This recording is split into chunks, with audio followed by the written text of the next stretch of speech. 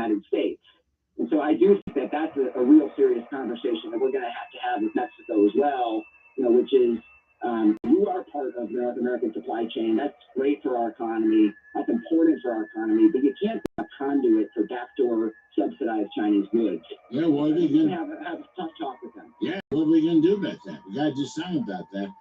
And, China is incorrigible anyway, sending over the raw materials for fentanyl through Mexico and the drug cartels. But, Chinese cars and other manufacturers, they're trying to kind of under the wire of the USMCA trade deals. Something's got to be done about that. Yeah, you're right. And luckily, we were very creative and innovative. And as you'll remember, when we renegotiated NAFTA and we created USMCA, we put in place a provision that we haven't had in any other trade agreement before, which is that we have to review it after 6 years and look at how well it's working. And so, between Lighthizer and President Trump and the whole team, we've got this built-in leverage that doesn't exist in any other agreements. And I think we're going to have to use that to try to solve some of these problems. That's an interesting point. I forgot about that. So the review would be when, Cleve? 26? The deadline, yes. The deadline is July 2026 to make that decision. And I think one of the things President Trump and his team can do is coming in and start to have those conversations. So by the time we get to 2026, hopefully we have a solution. But that's the way that it works. And it's like I said, it has never been done before. But as you know, we got creative, and we were trying to find new ways to solve some of these long-standing problems. Last minute, Cleve Williams. Does USMCA work? Has it worked? Has it been good for the U.S.? I think on average, it definitely has. And remember, we're talking about the problems, and people focus on the problems. We had a lot of other things in there across a whole range of sectors that were unique. The IP rights, the digital policies. And so I think on average, we still have a very vibrant North American trade. That doesn't mean that there aren't problems that we need to address. So I think USMCA was a bipartisan problems, and that's what we're going to be in the years ahead. Okay, nobody knows it better than Cleve Williams, who himself is a great trade negotiator, deputy director of the National Economic Council, is with Aiken Dump now. There goes my brush. Appreciate your wisdom. Folks, we're there you go. Take a quick break. Then we're going to talk to Legal Beagle Greg Jarrett. Isn't it interesting? A Trump landslide ended all of the weaponization so much glare there against Mr. Trump. How fascinating. Greg Jarrett up next on Kudlow. So much glare. Larry Kudlow. Yeah, I think I'm going to turn off that light. And I'll put this one on. Greg Kelly here with coming for your savings to pay for theirs. I want so much glare. That's why thousands of Americans like me. How much glare? There you go. More subtle. That explains everything you need to know. All right, actually, I got a contact here. Alexa, stop.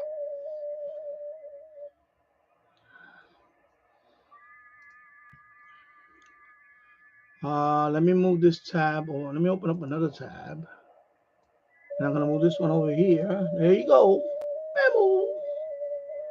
And then this one that's very bright, minimizing. There you go. That's what I want. All right. And let me put live chat. And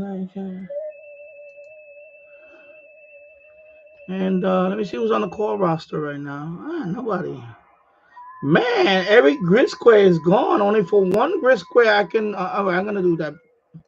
Let me contact that guy from Brazil. I need that grid square. GH54. GH54. I'm on FT4. That's why it sounds a little weird. Let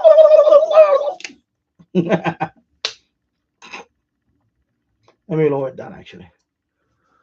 Yeah. So hello and welcome to my live stream. I just finished doing some work in the kitchen. I'm done for today. I was putting on some joint compound on the wall, the lower part of the wall.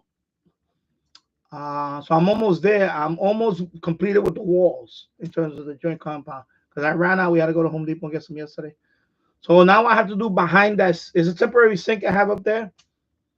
So behind that sink, there is a few pieces of plastic that broke off. I put some sheetrock there, So now I had to put the tape, and then I had to fill it in. But I had to remove the sink and shut off the water and all that.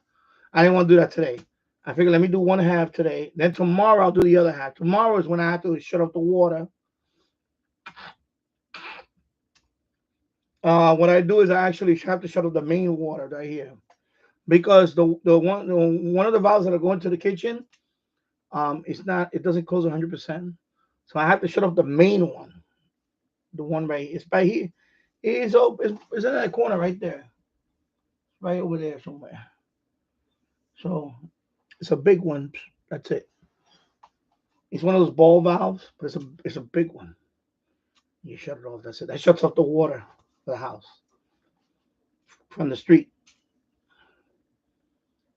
So I shut off that one, and then I still have to open up. Even after I do that, I still got to open up the sink in the bathroom to relieve some pressure, and then I could finally take off the kitchen sink. Once I do all that, then I'll do the plumbing. Then I'll do the fixtures for the plumbing. But that's another day for that. It's a lot of work, man. I'm telling you, being a homeowner is no joke. Being a homeowner, you got to be handy, or you better learn how to be handy, or you're going to be paying a lot of money. Seriously. You're going to be paying through the nose. Now, back in the 80s, even the 90s, or even before that, when I was growing up, my brother, I don't know if you guys remember, you see the commercials on TV. Do you remember those Time in Life books that they teach you? There's a book on plumbing. Is it Time in Life that makes them? I remember I still have one. It's electrical. But there's one that has electrical. There's one that has carpentry. There has one that has plumbing and stuff like that. And Time in Life made those. So, my brother would buy like a book like that. Or there's another company too that used to make those kind of books on projects. I think it was Popular Mechanics. Popular Mechanics have projects in there, like, woodworking projects or home improvement stuff. If I remember, everybody can tell me in here if they remember that.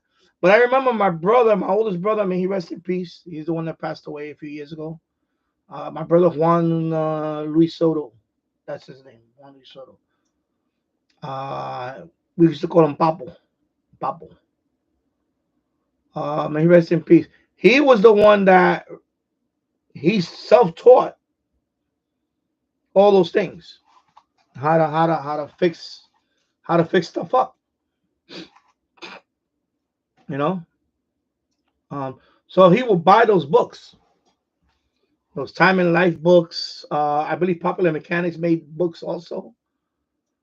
And how to fix stuff. So he would read them. And then he would just he also learned how to fix his own cars like a mechanic. He would buy, when I was little, I would read those books too. It's called Chilton's. Every car has a manual. The Chilton's is a company called Chilton's. I don't know if there's another one, but I remember Chilton's. And they will make the book for whatever vehicle. So he was working on he had an old Chevy Nova. 19. He had a couple of cars. So he had a Camaro. But he would get the Chilton's book. It's a thick book, a real thick. And I would just read through the book as a kid. I would read through the book. I would just sit there for hours and just skim. I know, I was like, damn, boy, they have nothing else to do in this life. But I actually learned how to be very mechanical because of that. I would read those books, and okay, I got this content. Okay, I thought it was the other guy. All right, anyway, this is FT4. Getting a little busy here. And those books, believe it or not, those are great books. You actually, it actually has the, you ever heard, they call it the exploded view, where they take like an engine block and they, that it's called exploded view because they open it up like, they have pieces all over. And this is this piece is the name of this piece is this. Then I have the parts list right here. So that book will tell you everything. You know, I had a troubleshooting section. That book will tell you everything about that car. That's it. So, you know, so those books were very he had quite a few of them because I know he had a Chevy. He had let me try to name some of the cars that he had. I know he had the SS car. What's it called? The uh not the GTO. What is it? It's from the 70s. I think it's a Chevelle. It's a Chevy Chevelle SS. He painted his like blue, and of course he had fat tires. You know, he was into he was into motorsports too. So he would go down to but they call it Racetown, New Jersey. He would go down there and watch that stuff. The funny cars, the drag racers. He was a big fan of all that. So, you know, and of course he built a couple of models of that. I remember he built. I remember one of the most famous drag racers. His name was Big Daddy. They call him Big Daddy Don Garlitz. Something like that. So he had like his drag race. He had the drag racer model. He was like the king of the drag racing was. And then of course Shirley Muldowney, first woman drag racer, Shirley Muldowney. Well, they made a movie about her. It's a good movie, very good movie. I actually saw the movie. I saw it twice actually. I think I saw the movie. It was a made-for-TV movie. Shirley Muldowney. I'm going way back. It's like 70s. This is the 70s, 80s, early 80s. Yes, I remember that Big Daddy Don Garlitz, Shirley Muldowney. Yeah. So that's some drag racing. My brother was into that. So when I was little, you know, like 10 years old, 9 years old, I think even 7 or 8, I used to look at those books. And actually, you know, by looking at those books as a kid, we didn't have, of course, back then we didn't have no YouTube and all that. You learn how to put stuff together mechanically, you know. So, you know, years later, I'm 21 years old. You know, I'm taking the ASVAD test. That's the test to go into the military. It's called the ASVAD. ASVAB. ASVAD. ASVAD. Yeah, ASVAD.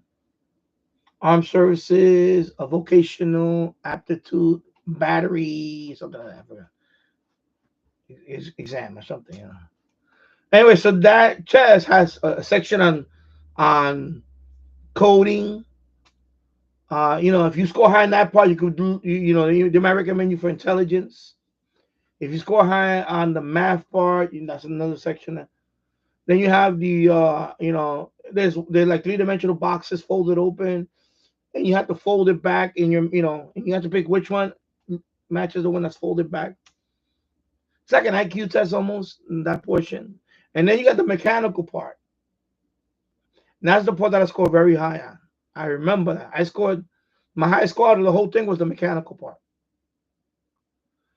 You know, because they have questions like if over here you got 50 pounds and pulley A pulls it up here and then pulley B, you know, a pulley A is connected to pulley B, how much you know, how so it has to do with that, like, you know, how many inches more on the ground, you know, and it shows the measurements, and you really have to think about it mechanically, you know. So you got to put that mechanical mind. Yeah, questions like that was a real quick. And of course they have basic questions like, you know, they had a nut, then they had a nut, and then they had a hammer, screwdriver, and they had a wrench. Of course you picked the wrench. But I scored very high in that one. I scored so high that I was recommended jet engine mechanic right off the bat. So my recruiter told me, you know, we have openings for jet engine mechanic, and since you score high on the mechanical part, would you like to do that? And I said, yeah, absolutely. I want to go from, I want to try for jet engine mechanic. You know, I knew it was going to be a challenge.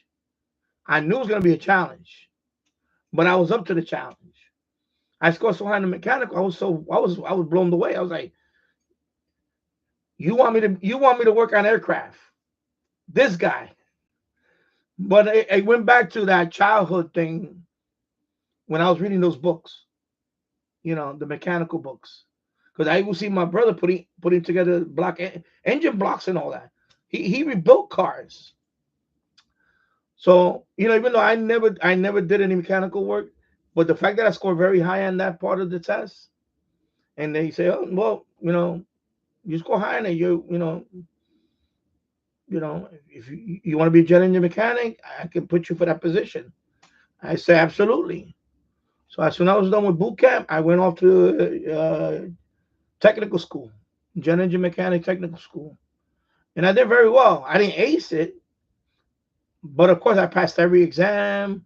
I was not the highest. I was kind of like in the, I don't want to say, because there was a guy that aced everything. I never forget that guy, Airman Ames. He's from Arizona. He was the first guy in the history of that school to get 100 on every test. On every test, because it was like 8 tests that we have to pass. No, not 8. No, take that back. I think it was like 10 blocks. They call them blocks. Block 1 is, the block 1 is shop safety, and it goes all the way up to the last block. So I know he got 100 on every test. And some tests, I remember one time we only had 2 questions. One test we only had 2 questions. I think it was in the middle. I think it was like block 6. And if you get one wrong, you fail. That's it. Because the passing score was like 75 or something. But that one, since there's only 2 questions, if you get one right, it's 50%. That's it. And you fail. And I know in the military, there's no room for that. When you go to any, I don't know about the other branches. I know in the Air Force, they call it washout rate. It's called washout. Because chances are that the class that starts in day 1 is not going to be a class in week 12, whatever. He's not going to be the same class. Some people are going to drop out because then they're not going to be able to keep up with the class, or other reasons. So I think we started with about 12 people in our class. It was 12 or 13 people. I forgot. By the time the course finished, it was down to 8. 4 people had dropped out because either one. Because if you pass the test, then you go to the next block. That's it. You move on. If you fail any test, you have to go see the commander, and then they recommend whether you can continue. That's it. In other words, what happens is when you fail, you drop back. You drop back to the next class. The class that's behind us, you drop to that class. But before they do that, you gotta go to so you don't want to be in that position, because that means you're about to get kicked out of the program. It's very, very competitive. So I remember that. But I never came close to, I always passed my exam. I studied, I was ready for that. I wasn't on the top of my class. I was probably I'm going to say maybe the top, out of 8 of us, I was probably in the middle, 4. I wasn't my top 3 or 4. That's it. But that guy Ames, he got 100 on every test. I got 100 on a few, but he got it on everyone, and he got a special award at the end. I think when we graduated, he got a special award for that, and he's in the books for that particular program. He's the only man that ever scored 100 on every exam. So we used to give him a nickname. We call him Ace, Airman Ace. And his name was Ames, so we used to call him Airman A. What's up, Ace? He used to laugh at me like, Medina, you funny, Medina. And yeah. And he was tall. He was like 6'4". He was a tall guy. And he said, Medina, you funny guy. You funny guy. Oh man, aced it though. He's a smart guy. So he used to study with, we studied together.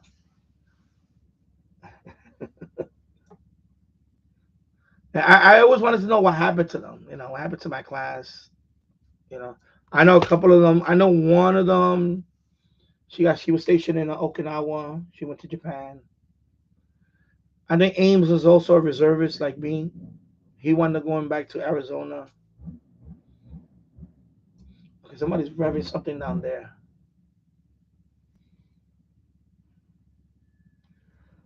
Yeah, so I'm done with the work in the kitchen for today. I said yesterday that if I finish that by a certain time, so I said let me start early. I started around 10 o'clock. So it was about an hour. It took me about an hour to patch up that one and do the cleanup and all that. So I'll be here for a couple of hours or so. I know Jill's gonna be on. Is it 3 Eastern now? I forgot. I think he's on 3 Eastern. So I'm gonna be on maybe a couple of hours. Right now it's 12:05 here in the afternoon, and yeah, I'll be on a couple of hours. So if anybody want to chime in, feel free to chime in. Of course, I'm logging in my hours here for my YouTube. I actually saw the fight last night. I saw it through TikTok, actually. I saw it on TikTok. I said, let me go on TikTok and see somebody showing the fight. So, I was scrolling, and I saw a live stream, and I saw the fight. So I saw the fight on TikTok. Somebody was putting it on TikTok. So the fight. Boring fight. The fight was boring. Mike Tyson looks old. He is old, anyway. He's my age, 58. Yeah, it was but you know what it is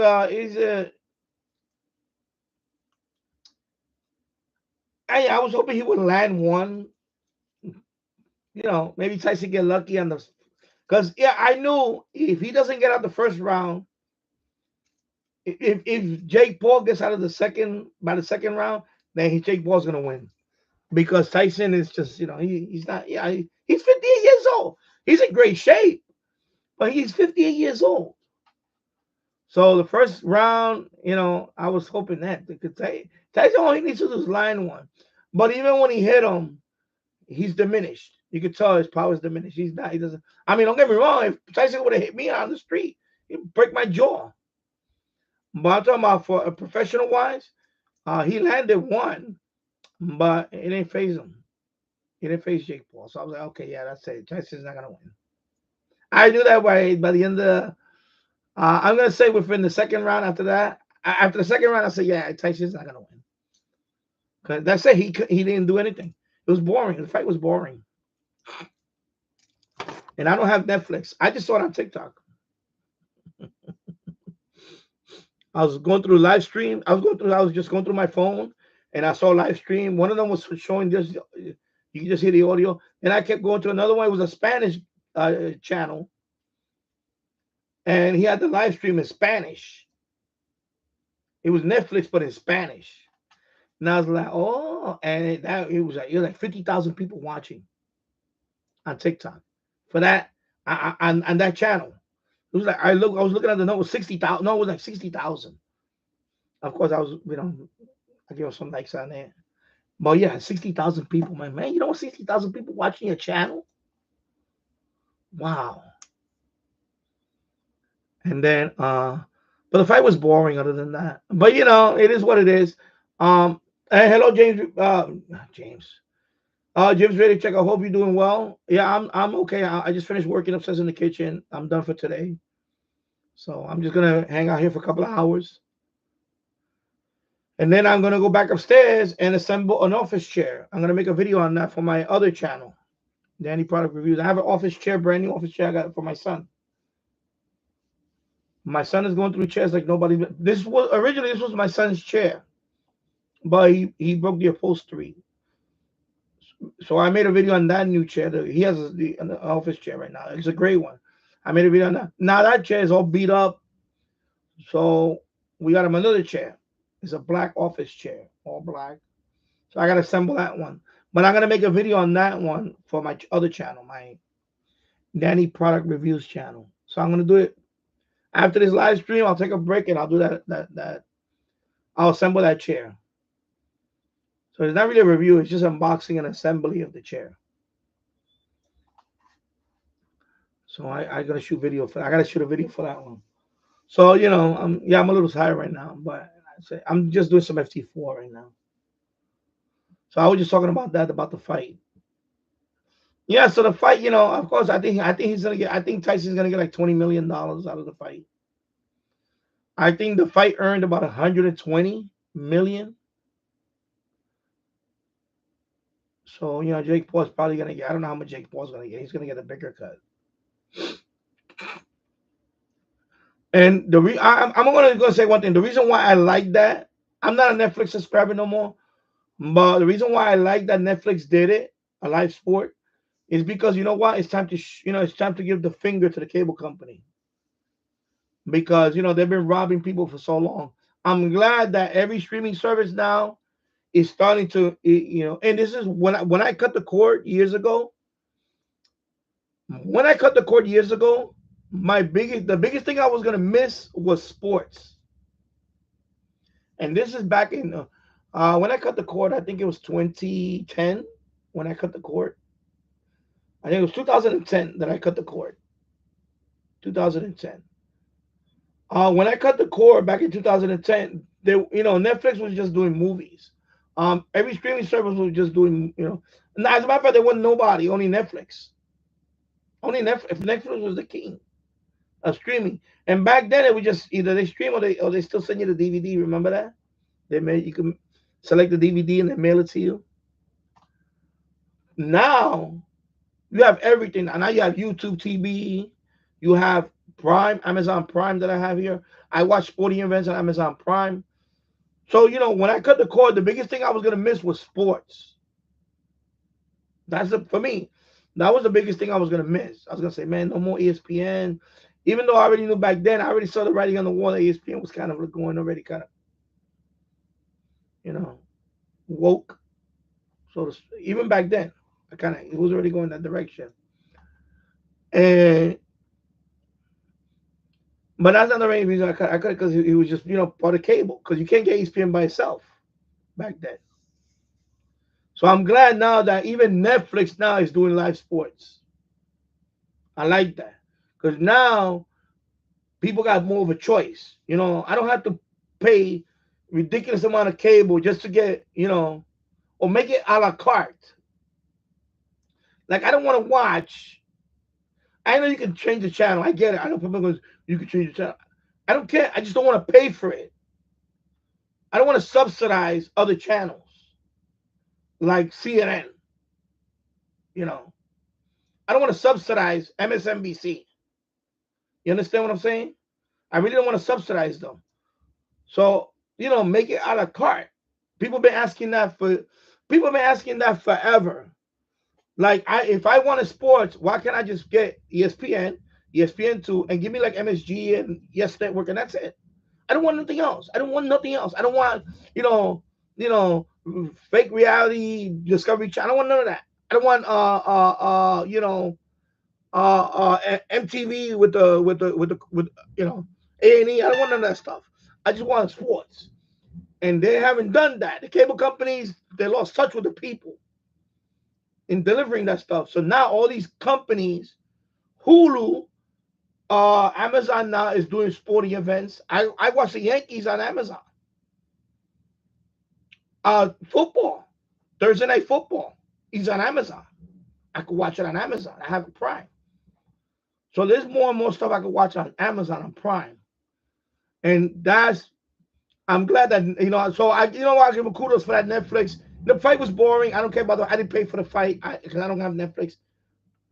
But I like what they did. And I think that's gonna, resonate with these cable companies to get off their, and offer a la carte. Do a la carte already. Cut it out. And the satellite companies too, by the way. DirecTV and whatever Dish, whatever's remained of that one. Do a la carte. If I want sports, just give me sports. That's it. I don't want nothing else. I don't want, MSNBC. I know you can change it. I just don't want to pay for it. But when I'm paying for that service, you're subsidizing that garbage. All that news garbage, fake news garbage. I don't want to subsidize to that. That's why I cut the cord. you know. And I love my over-the-air stuff. I do. I love my over-the-air stuff. But I'm glad that Netflix. I'm glad that it was a big success. It actually almost shut down Netflix. It actually was there was so much traffic. I thought it was just the streaming guy, but then I read later on that Netflix it basically broke the internet. So many people wanted to watch that fight. The Jake Paul, Mike Tyson fight. So you know, I'm gonna kudos to Netflix that they did that, because that sends a message to the cable company that, you know what, you're not the only game in town. You're not the only game in town when it comes to entertainment. You got Netflix, and of course, you know, Netflix got their own original series now and all that. But the sports thing is a big deal, because now you're now a full network. And by the way, I didn't know this. On election day, Amazon had their own election day coverage. I did not know that. My wife was watching it upstairs, because I was watching, you know, I was watching YouTube. It was a Fox, you know, Fox Live, whatever. I was watching that for the election day, but I didn't know that Amazon had their own panel and all that. So when I would have said, my wife is watching, I said, "What is this channel?" She said, "No, that's Amazon Prime." I said, "Oh, they have their own news thing now." So Amazon Prime has their own news. Who was it? As a matter of fact, there was what's his name? Brian Williams. Brian Williams was hosting that one. Remember Brian Williams from NBC? So he was hosting that Amazon Prime one. And I'm watching it. I'm like, oh, this is Amazon. Wow. So you know, even Amazon, you know, it's gonna be a matter of time before Amazon has their own news service. Because watching that, you know, like I said, my wife was watching upstairs. I was watching down here, the Fox Live. My wife is watching. She's watching the coverage upstairs, but she's watching it on Amazon Prime. I'm like, I didn't know they had this thing. She said, yeah. I said, wow, that's cool. So it's going to be a matter of time before they come out with their own news service. And that's going to compete with the others. And whether they do a fair news or not, fair and accurate news, you know, not like, you know, MSNBC and CNN, which now their ratings is in the tank now, and they're about to do layoffs on those two because they're losing rate. They're getting slammed. They're getting slaughtered. Nobody wants to watch that every night. I understand you don't like this guy, or this guy don't like this guy, whatever. But when you talk about that 24 hours a day, it gets old. It gets, but nobody wants to. That's why nobody wants to see that. I'm sorry, nobody wants to see that, and that's what happened. And I'm glad that, you know, Amazon. I think Amazon's going to come out with a new service then, because if they did that, and they got to say, oh, you got these, and they got these anchors on and all that. You know, Brian Williams was one of them. There was a couple of other, you know, I want to say pundits. There was because I didn't watch them. She was watching it. I just saw the ending of it. I was like, wow, this is cool. It had a nice setup and it did a nice studio looking, you know, setup. And I said, wow. And then now, last night with the fight on Netflix, I'm telling you, the streaming companies they're the new cable companies now. They're the new cable companies. So these cable companies need to wake up. They need to wake up and start offering a la carte, because you're losing people fast. You're losing people fast. They're losing cable subscribers is going down fast. I have Optimum Fiber. They're also a cable provider if I want a television, but I don't want it. And if if there's a way I could get internet without using the cable company, I would really, you know, stick it to them. Because right now the only game in town here is Verizon. For Yonkers, New York, it's Verizon. They own the fiber. They have Verizon Fios or Optimum Fiber or cable. That's it. That's the only two. There's no third. There's no Comcast. None of that. We don't have that stuff here. I know in New York City where Tasso live, I think they have. It's not Time Warner no more. I think it's Comcast or Spectrum. I think they have Spectrum. I think that's what Tasso has. If Tasso comes out here, I'm gonna ask him what his provider is. I think they have Spectrum in Brooklyn and Queens and Long Island. I think they have Spectrum. Or Lower Manhattan. Over here, we don't have Spectrum. We only have Verizon Fios, and Optimum. Or Altice. They actually call Altice. Fiber internet. So right now, my fiber right now, I'm locked in a deal. I'm in my second year now of the deal. I'm paying $60 a month for 1 gigabit up and down. Hello, Glenn Dance. I hope you're doing well. Yes, I'm gonna be for a couple of hours or so.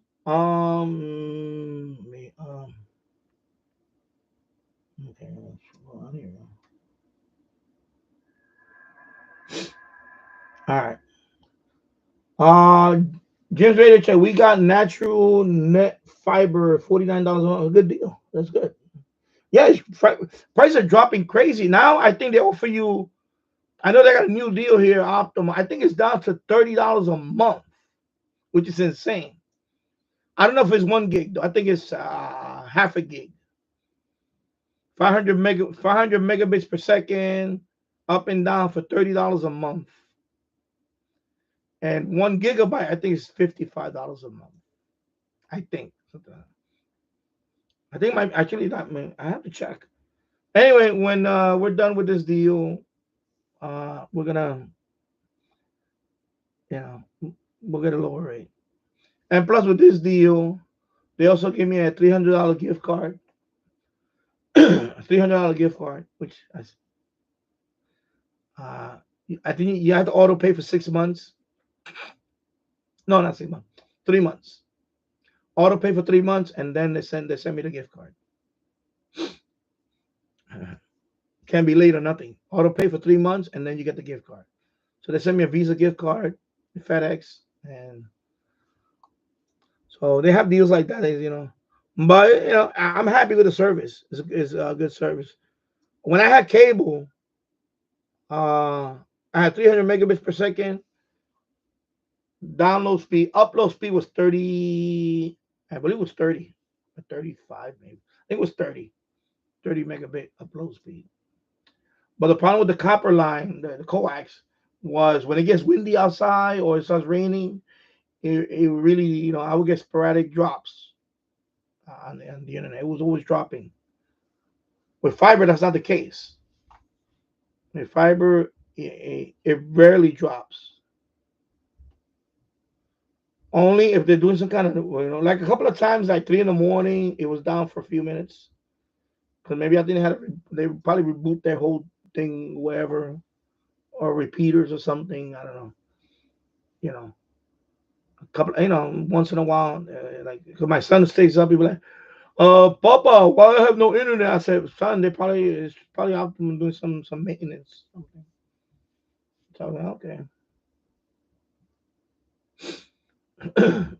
Yeah. Just ready to check. I got the Bearcat BCT15. That's which one is that one? Is that the one that I had? Let me see. Let me look it up. Give me a minute. BCT15.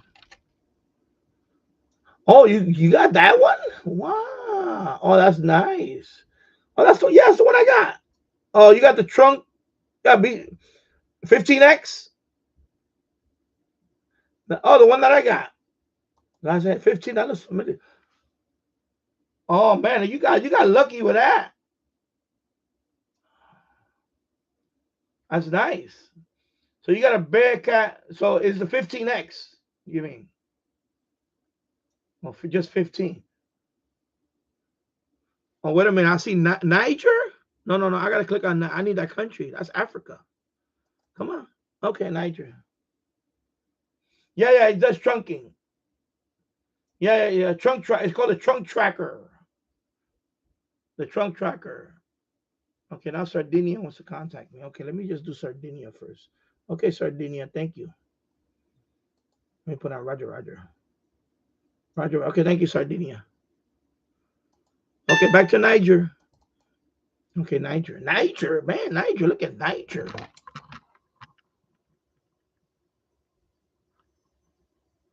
Africa.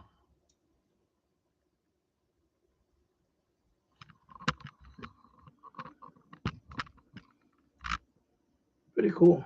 Yeah, it is so you okay, let me read the whole thing. I'm sorry, I should have read the whole thing.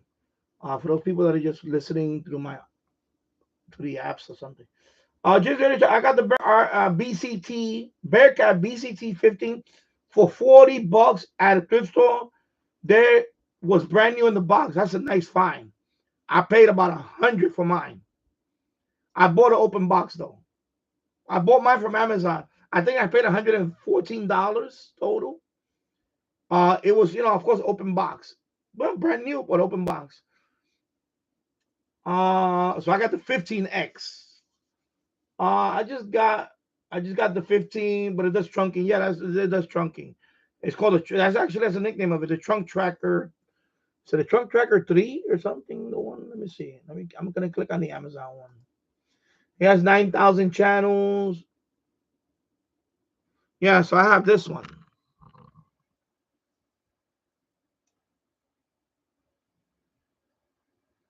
Trunk tracker 3. And let me go back over here for a minute. I'm sorry about that. Yeah, it is. It's definitely not the 355. It is very complex.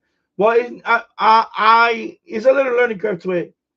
Site I'm gonna recommend you to go is markscanners.com. Let me see if he's still online. He has a great manual on that scanner. Marks Scanners.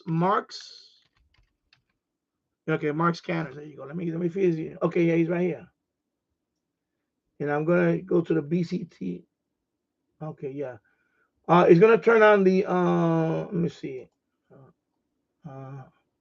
Yeah, just proceed. He's not. He doesn't have a. They gave me a virus alert on Mark Scanners. Let me copy that URL. Yeah. Here you go. Let me minimize this. I don't know why this bottom thing doesn't auto hide. I'm gonna say that's the page for this. I mean, the website is Mark. I know it's gonna trigger that thing, that security thing. Don't worry about that. It's just that probably his security certificate expired. If you go to that website, it's gonna say, "Oh, it's gonna warn you about something." Don't just bypass it. It's okay. I've been going to that website for years. It's been around for quite a few. When I bought my scanner, that's the website I went to. He got a great. He's the unofficial manual for that scanner. Is in that page. And I use my scanner for. I didn't program anything yet on there. I use the standard frequencies that are on there. That's what I use it right now. I never programmed that scanner. So they have standard frequencies. So when you first set up your scanner, you got to put your state. So in my case, I put New York State, blah blah blah. You have to go to that setup, and then there's some pre-programmed frequencies, and those are pretty much in line with what the police and all that stuff. Now, if you want to program your own stuff in there, I think you could do it with Chirp. I'm not sure. I have to verify because I have not tried it. Because I know someone told me a while back, I think it was Theo from Toronto. He has a YouTube channel. I believe Theo told me that if you have an account with radio, that's what I did. Just it said set it to my state. Okay, so you did. So you did Illinois. Okay. So you got pre-programmed frequencies in there already. So you could start scanning like the police, fire, of course the air band. All that's pre-programmed already. Every scanner has pre-programmed frequencies. But if you want to start adding your own, he said to go to radioreference.com. I don't have a premium account with them. If you have a premium account with Radio Reference, they have a database that you can upload it to that scanner. So you see many videos on Radio Reference. I did a couple of them here. When you go to Radio Reference, if you want to look up, whatever's in your area, Like in my case, Yonkers, New York City, and it gives you a list of all the frequencies of every service. So it makes a database out of that. Yeah, it has FM radio too. It makes a database out of that, and it uploads it into your scanner. And I think for that program, you can use Chirp. But I have to check. Let me open up Chirp. Let me see that model's even in there. No, I don't want to download it right now. I just want to see. Okay, let me close this. Radio. Download from radio. Let me see something.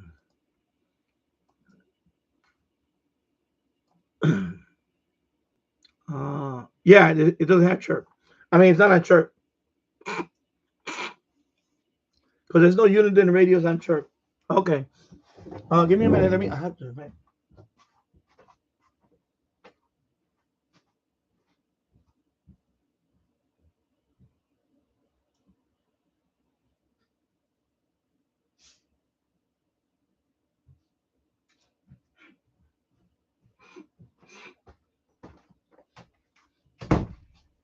I got one for you. I got one for you, Jim. For the scanner. I got one for you. Let me give me a minute. This is the one I use before I hooked it up to a disco. So right now, so right now there is no Uniden on Chirp. Okay, so then you can't use Chirp. Okay. There's another software. I forgot the name of it. Anyway, yeah, I thought Chirp you could do with Chirp. Anyway, so Mark Scanners, that's the one I use when I had to figure out stuff. It's a great website, Mark Scanners. So bookmark that website because you're gonna need that website a lot. Bookmark that website for that, because that scanner is a learning curve. And I haven't, I only use it with the pre-programmed frequencies. But I want to program it one day and start putting, with alphanumeric, like New York City Police Department, like citywide, NYPD, dispatch, Brooklyn. I want to have alphanumeric, but that I need a radio reference account. But you got to pay for that because it's radio reference premium to upload. Because I don't want to do that by hand. I don't want to do that. I don't want to do that. So, okay, let me move on because Niger is gone. Sorry about that. So, yeah, good indoor antenna. Well, you still going to have to put it on the windowsill. For the scanner, I used it many times. The CB mag mount. Right now, I got that one hooked up to my radio for VHF, UHF. VHF, UHF, I use CB mag mount. Let me go up close. Let me bring it over here, actually. I'll bring it over here. CB mag mount, I bought that at Walmart for like $15 years ago. But that antenna is, I'm going to say, it's a very, for a CB mag mount. I use that for ADSB to track planes with my SDR. I use that for ADSB. Yeah, so you can use that. Because the scanners, they come with a BNC whip and all that. I don't like that. I use this. This is better. CB mag mount. So you got the spring. Of course, it's a magnet for CB radio. This is meant for CB. You got coil. There's a coil in here. You can take it apart. Of course, when I travel, I took it apart. I use this with my scanner. Wherever I'm at. Also use this with my SDR for ADSB. Also FM. FM, when I was listening to FM station with my SDR, I use this one. This is my FM antenna. So the CB mag mount worked for me. So I got this one from Walmart a long time ago, about 7 years ago. Almost 8 years now. I got it as soon as I bought my scanner, I bought this one. Right after, I paid for like $15. $15. The thing, the cap, the thing fell off. So the magnet's right there. You can see the magnet right there. So right now I got this one hooked up to my 991 for my local repeater. So I got this for my local repeater. Yeah, you're gonna need an adapter because this is a PL259. So you're gonna need a PL259 to BNC. BNC. I don't have one here. Yeah, but the Bearcat is a BNC. So you're gonna need a PL259 to BNC. I think I have one right. I may have one right here. Nah, I don't have one right here. Nah, I don't have one right here. It's upstairs. So it's gonna be something like this one. Shoot, sorry. So one end is gonna be like this, and then the other end is gonna be like this. So this is a female. This is a SO239. So you're gonna need a SO239 to BNC male. So it'll be something like, you know what I mean? It'll be SO239. And then the other end will be this. And then you can hook up that mag mount to your scanner, and boom, you're off and running. And you put that scanner in the window. You know, if you got a window frame and it's metal, you know, right now I got that near the window because I got the AC. I still need to take the AC out right there. And I could, with that scanner, I could pick up my repeater, my 2-meter repeater. I connected it with this one to my 2-meter repeater doing C4FM, YX. Mag mount is no, I like that mag mount. That's a good mag mount. And that worked for me. You know, the reason why I got that one, because I have a small one. That's for, you know, but that's only for 440. And that one doesn't do anything. This one, and I even got this one. I bought this one too. But this one is a disappointment. And this one. So this is a 2 meter, 70 centimeter antenna. AliExpress total, it was like $30 total. But this disappointed me. This is but it might work for you. I don't know if you live in a upper floor. But I CV mag mount. Compared to CV mag mount, more reliable signal for me. This one I had a hard time connecting to my repeater. CV mag mount, connect to my repeater. No problem. So I would just recommend that. You know, I would just recommend that. And hello, James Farley. I hope you're doing well.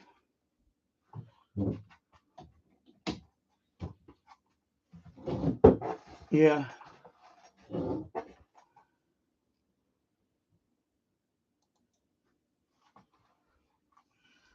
Yeah, it has FM radio also. So that's a good deal. $40 for that scanner. That's a nice scanner. I don't now sensitive wise, it is the best scanner. Compared to all my other scanners, that is a very good scanner. But it's a huge learning curve. So definitely markscanners.com.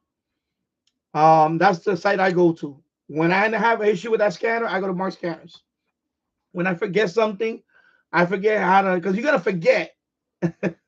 Unless you use it every day, you're gonna forget how to even just, okay, I just want to listen to the airband. And that scanner, I heard railroad. I heard railroad all the way in the city. New York City Transit, rail yards. With that scanner, I heard it all the way from Yonkers with my disco. I heard Amtrak on that. I heard, of course, airband, of course. Yo Lee, what's up? Yeah, so that's a very good scanner in the house. Yeah. So you got one of those in the garage. Okay, so there you go. Yeah, mag mount. That's what it worked for me. Because I tried that little stubby one. Disappointing. The one that it came, you know, the one that comes with that's not gonna work. Then it came with another one that you get. It's like a suction. You can put a wire in the window with the BNC. That's not gonna work, and that works better. And if you could put that right outside the window, even better. But near the window, at least, you're good to go.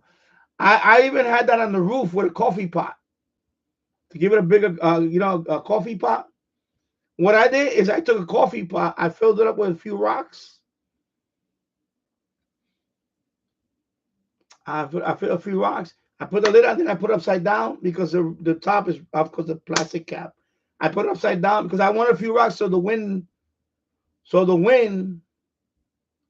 doesn't knock it over. And then I put the magma on top of the coffee can on the roof. I had it like that, and I think that thing did pretty good until I got my disco. I had it on a coffee can full of rocks, and that thing, I was picking up NYPD. I'm picking up NYPD on the rooftop from here in Yonkers with that scanner. With the magma. The magma is good. That magma, to sleep on that magma, it was really good. I was like, the magma worked for me when I need it on a pinch. So right now, it is my VHF UHF antenna until I hook up this one in the roof, which now I'm going to put it up to the spring. Springtime, I'll put this one up. Once I put this one on the roof, so this will be my 2 meter, 70 centimeter antenna. Once I put this one on the roof, then that 991 is going to be hooked up to this. So right now, I'm using the magma right down the window. You know? So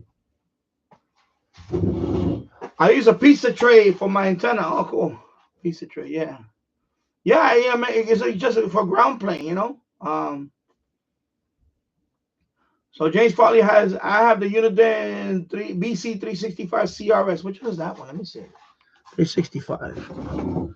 Is that the okay, 365 BCS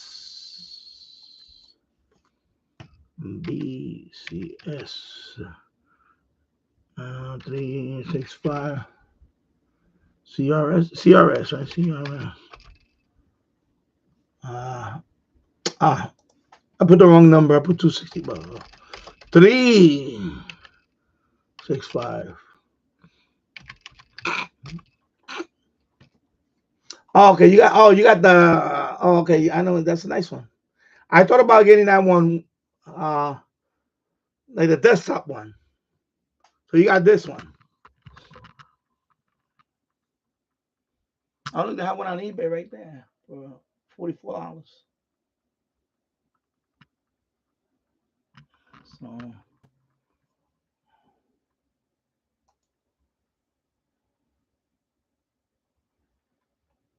there you go.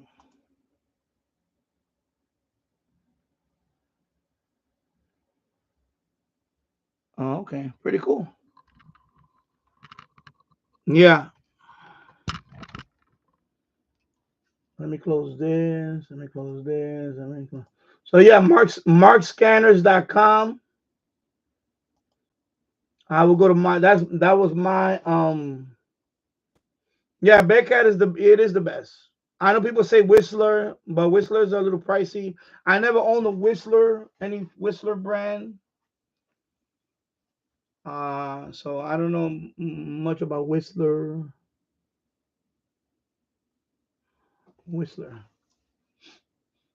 Let me go back up here. Yeah, so just get the adapter and then the one in the garage, you'll be good to go.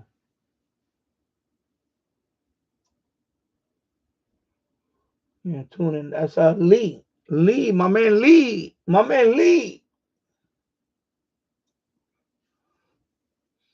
Glenn, I got a question, Danny. Are the Noelec USB any good? I had one for months. I'm thinking about installing. And think about installing it with my SDR. Noelec brands are good. Noelec. I have. Well, I don't have it here. I have the original old Noelec, the blue one. That's old. That's you know. Of course, they have a whole bunch of them now. They have Noelec also makes the it's so dry in here. My sinus is acting out. Noelec makes like they make a whole bunch of different SDRs. They make the Nest. They make the little tiny one. Noelec is a good brand. They're good. I also have the up converter. That's what I meant to say. I have an RTL SDR dongle, the RTL SDR version, not the new one, not the version. The new one's 4, right? I have version 3, I believe it is, the real one, not the fake one. But I bought an up converter. The up converter is made by Noelec. So Noelec, yeah, Noelec is a good brand. They make a lot of good SDRs. So yeah, they're not they're pretty good. And yeah, SDR plus will be compatible with that because that's Noelec is RTO base, RTO base, RTO chip base. So Noelec is just a RT like an RTO SDR. So yeah, they're pretty good. I have Noelec. I have because before I bought SDR Play, before I bought the original RSP1, before I bought the original RSP1, that was my SDR. I have RTL SDR version 3 USB dongle, and then I know somebody's gonna comment, well, you don't need to upgrade. Yes you do. For long wave and medium wave DXing, you need the up converter. So just stop people. I know somebody's gonna say you don't really need the up converter. Yes, you do. Yeah. So the up converter, when I bought the up converter, is for Noelec, and they have I'll show you. Let me see Amazon. They have a new version actually for Noelec. Let me see. They have a new up converters in black. Let me see Amazon. I'm just gonna put Noelec so you can see all the Noelec stuff. Just put SDR. Let me see Noelec. So you see, they have a whole bunch of different ones. They have I'll show you right here. Actually, I'll move that tab over here. You know what? Let me move the tab over here so that way I can see my. I'll hold it right here. So see, Noelec, they have like these bundles. See, they're all RTL base chipset. Okay, so they're gonna be RTL this chip. Of course, they had it with the up converter. See, I have this one. I have the original up converter. So they got the Smart XTR. They have a whole bunch now. They have a whole bunch of stuff now. See, I have the original. I have this one. I have the original rubberized blue one. This is the original one that I have. This one. But I have the RTL. Of course, they also make they make a lot of stuff. They make the low noise amplifier. They make a lot of stuff. They make a whole bunch of stuff now. They make the Sawbird. This is for ADSB. So if you want to track planes, so this only has those frequencies for ADSB, and it has a built-in. So yeah, definitely Noelec. Yeah, Noelec is good. Noelec is good. It's good. Because right now I have, of course, SDR Play now, but Noelec is good. I mean, I still have it. I never gave it away. I still have it. I have my up converter for Noelec. You're welcome, Glenn.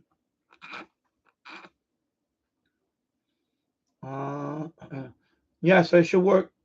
Yeah, so it'll work with SDR plus. It'll work with SDR Sharp. It'll work with HDSDR. HDSDR. It'll work with. It'll work with a whole bunch of SDRs. On the Mac, you got GQRX. It's very compatible because it's RTL base chipset. So it'll work with a lot of SDR software.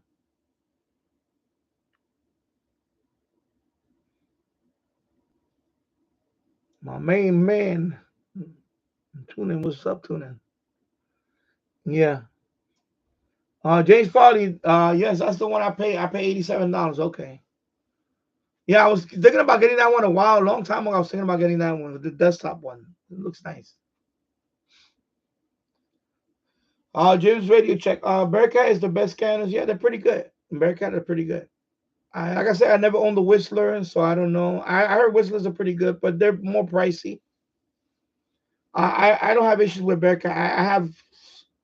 I have several now. I even have this one now. So now I have 3 Bearcat. I have the 15.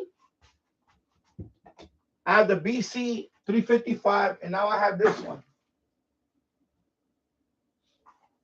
I have this one. I paid like $30 for this one, with the NASCAR logo on there. This has the NASCAR frequencies on there, you know, for if you ever go to the racetrack. But of course, this is old now because a lot of those races don't even race anymore. Like, you know, Tony Stewart, no, they don't race no more. But they had the pre-programmed frequencies for the NASCAR. But this is the BC 72 XLT. So there's another Bearcat scanner. So this is my first portable.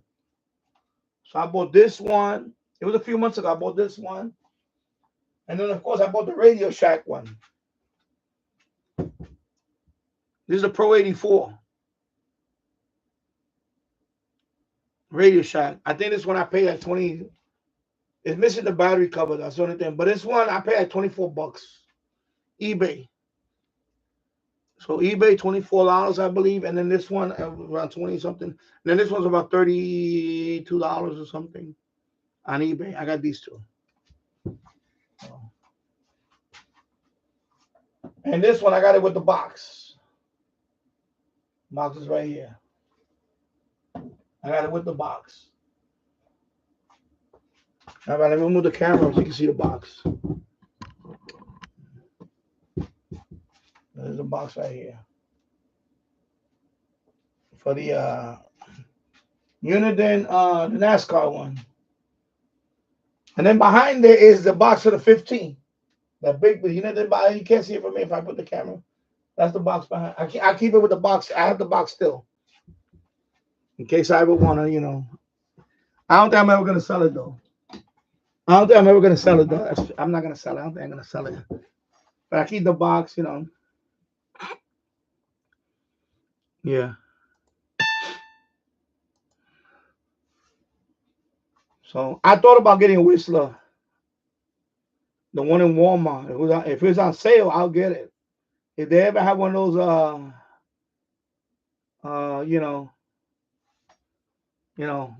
red tag, whatever it's called. Because sometimes they have like a clearance, but they were gonna really sell them. Because I bought that weather radio, the Midland WR120, $18. It was on sale. I snatched it. They were clearing them out, so I snatched it. They have a Whistler on Walmart. You see the video? I showed the Whistler.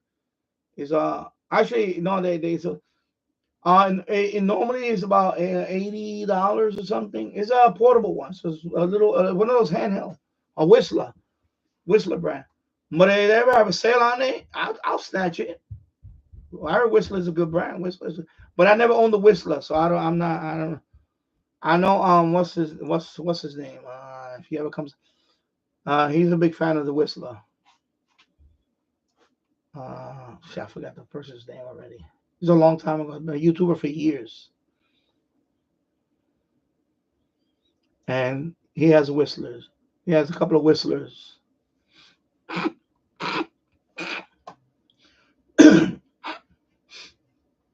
Yeah. Yeah, I know. It's little antennas that come with. I know.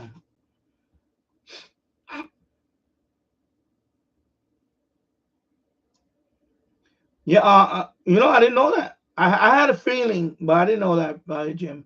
Uniden made all of the Radio Shack scanners. Okay, I didn't know that. I did not know that. Huh. I thought about it, but James Foley, yeah, I got the same one with the kit up converters, the stupid little antennas. Yeah, they come with those little, you know, little mag mount with the little. They have one that's tuned for like 440. It's very small. Then they have one that has the telescoping whip for FM, I guess. Jim's radio check. Have you guys been getting a lot of noise lately? I've been bombarded. Not really. Once I mean on the lower band on HF, I do get noise, but I know that some of it is because when they're working, depending on what type of because it's a welding shop. They do like iron gates and all that. They weld a but they do welding, arc welding, which is electrical welding, and so sometimes when depending on what they're running, sometimes I notice my HF it'll be like here and there, but you know. James Foley, I also have the Radio Shack desktop scanner, the 2035. It has 200 megahertz. It has the 200 megahertz and the 800 megahertz bands. Okay. Yeah. So those are my scanners. I have those two handheld. Then upstairs I have the 15X and I have the BC 355. Excuse me, 355. That was my first scanner ever. I'll be right back. I'm gonna go check out my son. He just moved.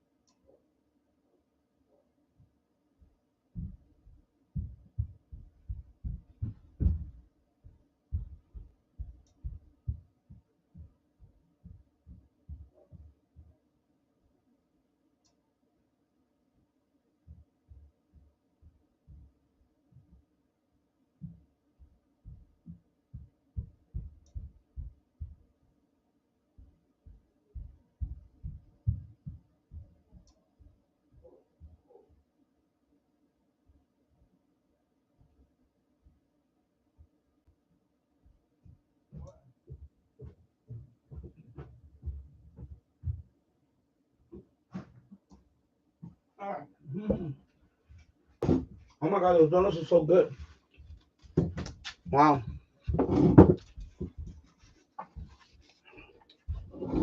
Oh, my son just woke up. He was up late last night. So he's eating a couple of donuts.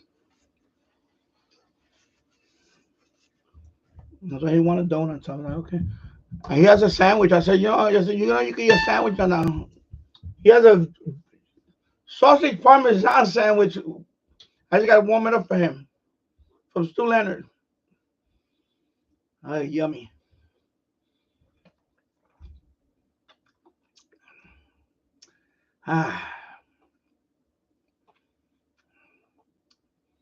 Anyways, he's upstairs playing now.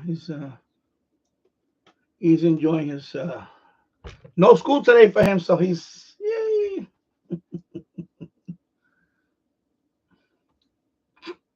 I'm gonna assemble his new office chair later. After I'm done with the live stream, I'm gonna be upstairs assembling the chair. So I'm probably gonna be on the live stream watching Jill's. I'm gonna have it on the big screen, so I don't know. I'm not gonna be able to comment, and I'll be assembling the chair. Oh, actually, no, I have to mute it because I'm gonna shoot a video on it. That's after. Oh, that reminds me. Let me charge my phone. Let me go charge my phone because I'm gonna shoot with my phone. So, because right now it's like 40%. I need to charge it. So I can shoot this video.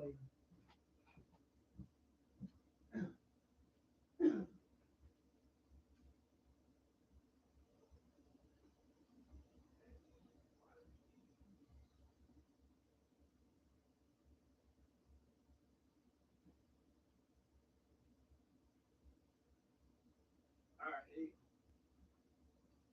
34%. It was 34%. Wow. Yeah, I need to charge that. Yeah, so I also have a Radio Shack desktop scanner. I'm on FT4. I stopped with Angola. I tried Angola so many times, but it just doesn't want to, the same. And I'm done with Angola. It's one of those, the same call sign. And then Saint Helena, I already have that one. I mean, I have contacted that one, but that one does not confirm. So I have that one. Anyway, you know what? I'm going to switch over to FT8. Excuse me. Let me switch over to FT8. So I switched over to FT8 now. I was doing FT4. Let me. Oh no, that's another call. Okay, okay. I don't mind this one because the other call sign is the one that this one. Okay, Delta 2, D2 ACE. Okay, I can do that one. Yeah, I'll contact. The other Angola is D2 UY or something. That one, every time I contact that one, it takes forever on the queue. And that one, I think I already contacted once before, whatever. We made contact, but it doesn't like to confirm either. So I'm not going to waste my time with that. But there's another one. Okay, that's a different call sign. See, that call sign, I don't mind. And D2 ACE. Delta 2 Alpha Charlie Echo. Well, see if that. No, I think he banned them for good now. I don't know. Well, you'll see later if he's back on that. Hi.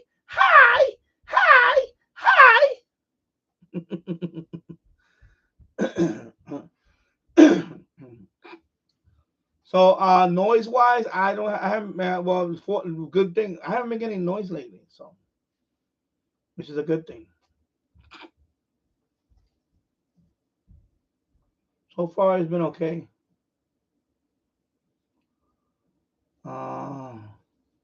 Even medium wave, I'm starting to pick up medium wave again. Even medium wave. Yeah, even medium wave lately it's been okay. I heard a few stations last night. Hello, Kilo Foxtrot 7 India Whiskey Alpha Ham Radio YouTube channel. Hello and good morning, my friend. And welcome to the live stream here. So, yeah, so St. Helene's, what's that? It's down there, right? St. Helena. Yeah, right now it's not on here. But anyway, St. Helena, I made contact with St. Helena before on FT8. And yeah, I saw the fight, Bobby. I saw it on TikTok. I don't have Netflix no more. I canceled my Netflix because I have Amazon Prime. I canceled my Netflix, but I saw it on TikTok. Somebody was live streaming it, so I saw the fight. I was talking about it earlier today. You know, I'm glad that Netflix is doing sports stuff, so I'm glad for that. I'm definitely glad because I like to see streaming companies do sports coverage. I know Netflix is doing Formula One racing also, things like that. I'm glad because you know what, the cable companies, they shouldn't be the only one doing live sports. I'm glad that these streaming services are doing live sports. So yeah, the fight was boring. I knew Tyson wasn't going to win. After the second round, I knew Tyson was not going to win. He's definitely, you know, I mean, he's in great shape for his age, but he's definitely, you know. Oh yeah, Netflix did. I thought it was the streamer, but yeah, they definitely had issues. You know, they say it broke the internet. So many people watched the fight that it basically Netflix was crawling, and I mean that's good for Netflix. That's good for Netflix. I think the fight made over $120 million.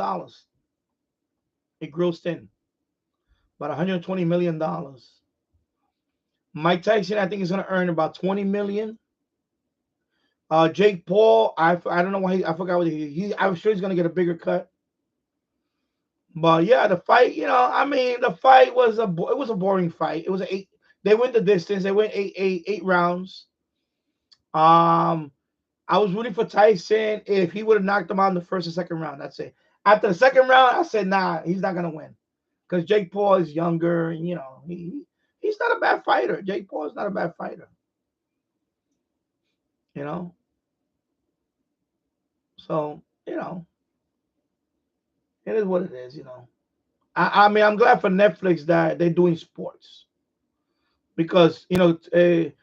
I'm glad, like for example, Amazon Prime. I watch Thursday Night Football.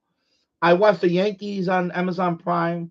So I'm glad because I don't have cable no more. I cut the cord back in 2010. But I'm glad that streaming companies are doing sports because that's a big, you know, to the cable company. You know what I mean? You know, cable companies need to wake up and do stuff a la carte. You know, like when I cut the cord, the only thing I knew I was gonna miss was sports. You know, sports. So now that these streaming companies are doing sports, like YouTube TV has, YouTube TV has that. Hulu has this now going on. Every major streaming service is incorporating some kind of sports, and I like to see that because that's more competition for the cable companies. You understand? Because they had a monopoly on the sports stuff for too long. So I'm glad. I'm glad that, and of course I have over the air, but you know, like I'm glad, you know, yeah, Netflix it brought down almost Netflix was crawling. So yeah, I made contact with but it's not confirmed. I made contact with Cook Island a couple of days ago. Cook Islands. I know I don't see them on here, but yeah. So St. Helens is coming in. Angola. Angola just left. I guess too many people were trying to get Angola. Now Angola's gone. So I'm just going back to calling CQ. Angola's gone. I started messing around with hamstudy.org last night. I did a couple of practice tests. I didn't do too well. I need to keep on. But I like it. I like. You know why I like the test, the practice test, because it doesn't tell you if you're right or wrong. It scores it at the end of the test. I like that better. I don't like the fact that, like on QRZ, when you do the practice test, as soon as you get it wrong, it's wrong or correct. And it tells you right there what you're doing so far. I don't like that. I'd rather keep me in suspense. At the end of the test, give me the score. I like that feature on Ham Study. So the first time I did, I got a 41. I gotta practice. I was like, damn, 41. So I need to practice again. Anyway, I'm gonna use Ham Study. I'm gonna buy the app in a couple of days. I need to get a Google, fill up my Google Cash card, because I don't want to use my debit with. I don't want to use that. So I get a Google, and I put I use the Google Cash. I'll put that on my Google Play account, and then I'll use that for that. I like to link my debit, my main with that Google, and I'm not doing that. So yeah, I'm not doing that. So, but then I'll get the Ham Study app. I'm definitely gonna get the Ham Study app, because I want to practice on the Ham Study app. Because I was gonna get Ham Radio Prep, but they're getting ridiculous with the pricing. I don't like their pricing. I had anyway. I'm gonna try the way what this guy did, because he you know why I like him? Because he was honest. He didn't BS about it. He said no. He said I failed it twice, because you could do the online thing right now. You could schedule it. Like, if I'm ready right now, I could take the test today. You know what I mean? Like that. They got, when you go to Ham Study, it has all that. It has a search in there. If you want to take the test, and it says I got 2 spots available here. I got this time available here. So you could take the test. When you're ready, you could take the test right there. You pay $15 right there. You go online, do the thing, boom, you take the test. I like that feature, because I don't want to wait. When I'm ready, I'm going to take the test. I'm not going to wait another day. The minute I start scoring 90s, okay, let's take the test. I'm gonna do it online. I'm gonna do it online.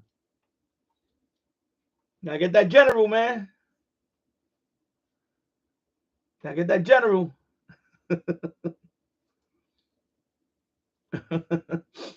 My God, my nose itching. I'm telling you, it's so dry. The air's so dry right now. My sinus is acting up.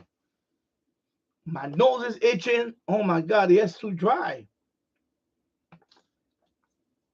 I gotta stay hydrated. Oh my God. It's 1:13 here in the afternoon here in Yonkers, New York. Welcome. Can you take the test on the phone? I guess any as long as it's a webcam. Well, I'm doing it I'm doing it with this webcam. I'm gonna do it, but I'm not gonna do it in this room, because I got too much stuff. Because you got to do it. They recommend that you do it in a room where there's no distractions.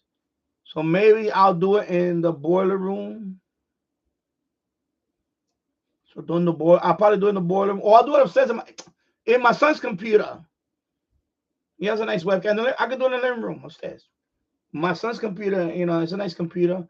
I'll log in up there, and I'll do it up there, because there's no distractions up there. Over here, it's too much radios and all that. They see, they say, nah, that guy's cheating, man. Because when you do the online thing, they're gonna have 2 people watching. It's like a Zoom meeting. You're gonna have 2 people watching you all time, and then your camera has to point to the key. I think the keyboard or something. I forgot how that. So Ham Study, you can schedule it right there. I was looking at it. Oh, I don't know. That's why I don't know if you could. I mean, I don't know, because I'm sure you could do it mobile. If you're gonna put on a stand, I mean, what are you gonna do? Hold the camera with your hand while you're taking the test? you're gonna have to put it on a stand. If you could put it on a stand, I guess. I don't know how that works with a phone. But I'm not using a phone. I'm using my okay, so here you go. Kemar. Hey, hello, Kemar. I hope you're doing well. Thank you. You will do great on your general. Well, we'll see. But I'm definitely gonna work my way to it. You will need 2 cameras. Okay, one for the test, and the other. Okay. I'm not taking it now. I'm just saying. So don't jump the gun, people. Relax. Anyway, so you will need 2 cameras, one for the test, and the other to watch your surroundings. Okay. So anyway, I got cameras for that. I'm probably gonna go on my son's computer, and I'll take this webcam with me. That'll be 2 cameras right there. So one is gonna be the one that's on the computer, and then this one. Okay, so there you go, James Farley. You're gonna need 2 cameras. A phone and a phone and laptop is fine. Okay. Yeah. Yeah, because I'm gonna practice on it. As soon as I start acing the test, I'm gonna schedule it. Bam, right there. I'm gonna say, bam. I ain't gonna wait. I'm not gonna wait. That's what happened last time. A couple of a year ago, so ago, before they went to the new one. I was getting I had like a 76. You know, I passed it. Right? So how would have been, but then what happened to me? I stopped like a dummy. I stopped practicing, and then they gave me, and then the new test came. The 2023 test. Because this one is 2023, 2027. So 2023, that's it. So I missed that one. So that's what I'm studying now. I'm studying the new one now. So I got but I'm gonna use Ham Study. I like this setup. So I think I'm gonna do that, and then as soon as I'll do well on it, I'm just gonna boom, boom, boom. Cause that guy, LON.TV, LON.TV, he did that because he just got his general. Well, I don't know how old. I think he got a general like a year, months ago or something. Anyway, he said that he failed his twice, and then he said he just kept practicing. And said he just jumped on it again, and then he finally, on the 3rd try, he almost aced it. I said, I just want to get 85, 90% proficient. Boom, I'm gonna take it. That's it. I'm not gonna wait. And then that's it. I'll do it online. Yeah. So yeah.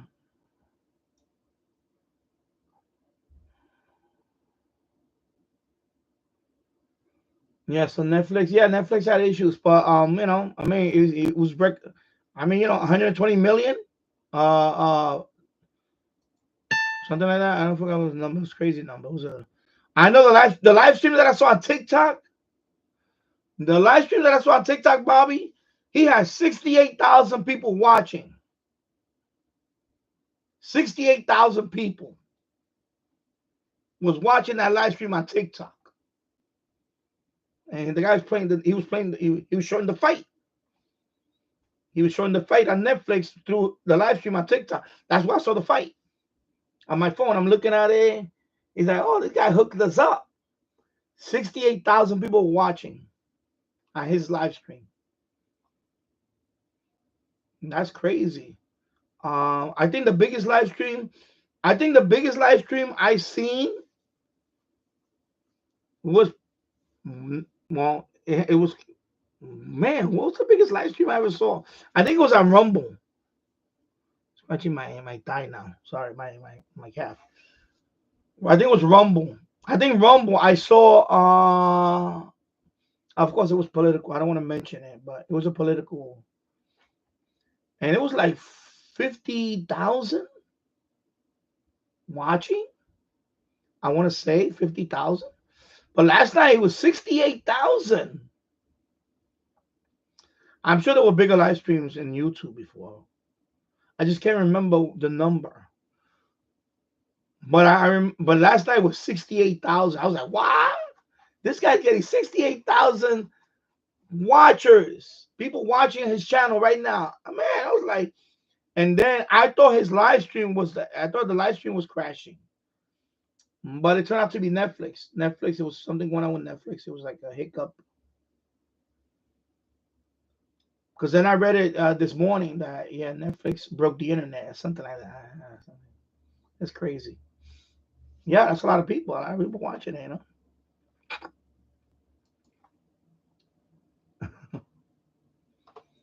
Yeah. Yeah, no, I'm definitely going to be my general because I'm done with 10 meters. It's dead right now. It's dead. I pretty much did everything I did on 10. You know, I got every achievement I could think of. That's it. Some of these other countries, they don't be on 10. I mean, look at my FT8. Look at my FT8 right now. You look at my FT8. A couple of grid squares here. That's it. And everything else, another grid square here. Just grid squares. You know, it's like nothing left here for me. There's nothing left. I gotta, you know, time to mosey on down to the lower bands. I pretty much accomplished everything I did on, you know. I pretty much accomplished everything here. You know, I got VHF, DMR, and C4FM, and you know. But in terms of worldwide content, I pretty much hit the limit. I got 100. I got 111 countries on QRZ confirmed. I worked over 135 countries total, all on, you know, as a technician. That's it. You know, it's not, you know, I did all 50 states. You got the QRZ, the 50 state, USA 50. You know, I'm 4 away from the Master of Europe. I'm not even a general yet. I'm already 4 away from the Master of Europe. I'm 11 away from Master of South America. And I'm 17 away from Master of North America. So I'm right there. If I get my general, that's it. Well, the Europe one is going to happen soon here. But the other two, you know, and then that's it. And then the others, you know, the others are always going to be difficult. The other ones are more difficult anyway. Like Africa and Oceania. Those are more difficult ones. Asia, I'm halfway. I'm halfway through Asia almost. No, not even halfway. That's right. I'm at 21 out of 50 something, 54. So I'm almost at the halfway mark with Asia. That's crazy. And I say, what? I hustle, man. I hustle, boy. But I could actually see my, you know, of course, once I get the general, I can see myself, you know, because remember, the technician, you only could go all daytime, and that's it. And then at night. Now with a general, of course, I could work the lower band, you know, you know, what's this thing in the way? Like a 40-meter band all day into the evening, late, you know, night. 40-meter band, a 20-meter band, you know. So I can't do that. You can't do that with 10 meters. You can't work nights. The band dies out. It just, once the sun goes down, 10 meters is dead. So I did as much as I can on 10 meters. That's it. You know, it's time to upgrade. Yeah. So yeah, James Farley, he right there. It says you need 2 cameras. Okay. Because I looked into that before. I remember looking at it about a year ago about the remote thing. Originally, I was gonna do it with the, you know, with the guy that when I did my technician, but he passed on a year ago. He was a silent key now. He passed away.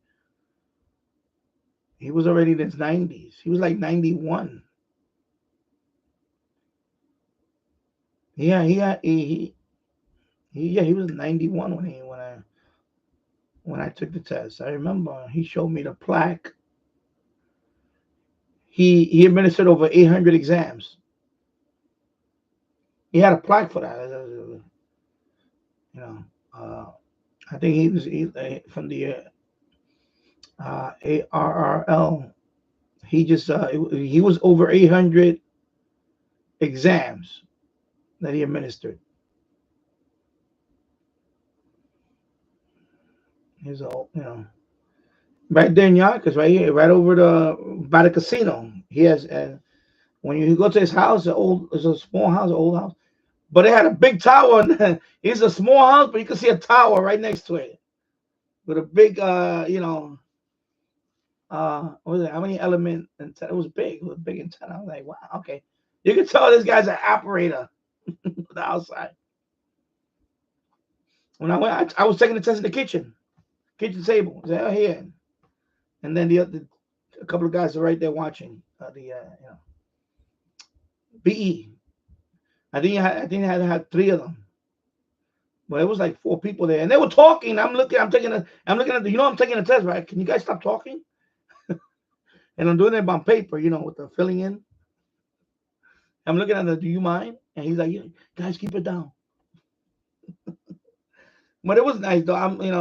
I'm sad that he did pass away though, and he was telling me, because after I passed that test, I did take the general. After I passed that test, he said, you want to take the general? I said, yeah, bring it on. So when I took the test, I think I missed it by 5 questions. He told me it was 5 questions. He told me, you almost passed it. And I was like, really? I said, wow, okay. He said, you missed it by about 5 questions. I said, oh, okay, damn. I wish I would have passed it. Could have got both. I would have went for all 3 of them. I could have done all 3 of them like that.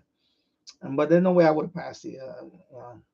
And the general, I was like, I'm surprised I got that close. But yeah, definitely. Yeah, look at this. Nobody, man. It's boring. Sorry, camera got tangled up there.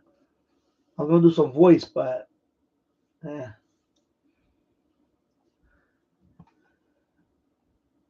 So a phone and a laptop is fine. Okay.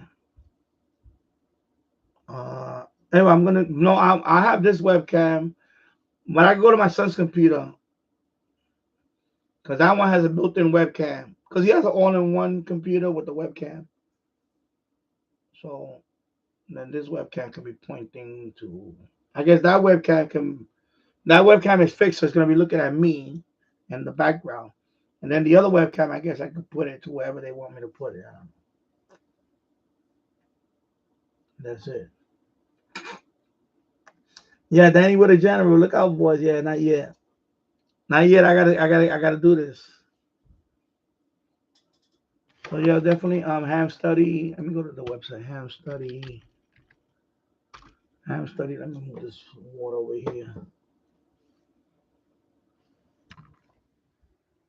Actually, you know what? Let me move it over here. Let me just move it over to this tab. Let me do this better. That way I can just do this. Let's see. Okay, this keyboard is really in the way here, bro. Let me do it like that. So ham study. So you got other. It has actually, you can practice other. They got the Canadian ones for you Canadians out there. French Canadian one. They have the Mexico. I guess that's the license for Mexico. New Zealand, Argentina, FCC commercial elements. Okay. Oh, interesting.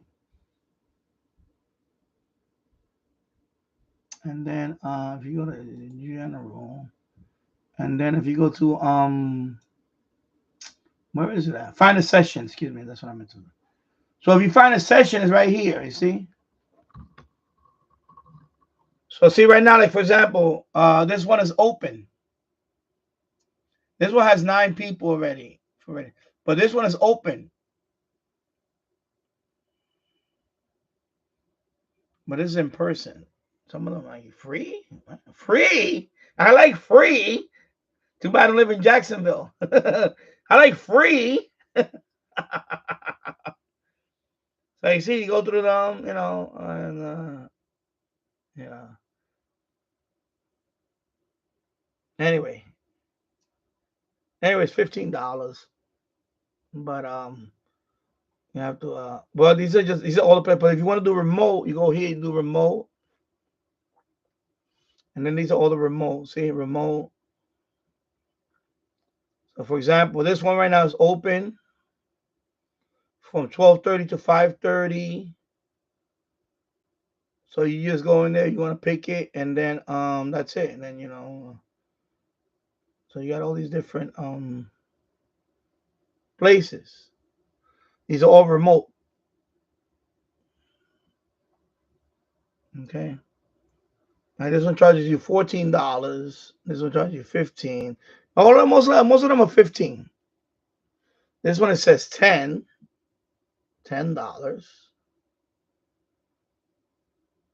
But it's Sunday Fun Day, I guess. So when you're ready, you know, when I'm ready, I'm gonna come here. I'm gonna come here and I'll pick which one, and then you know, we'll see. We shall see.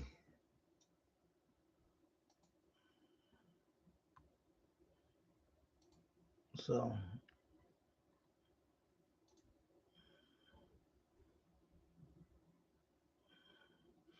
and here you can read the question. See.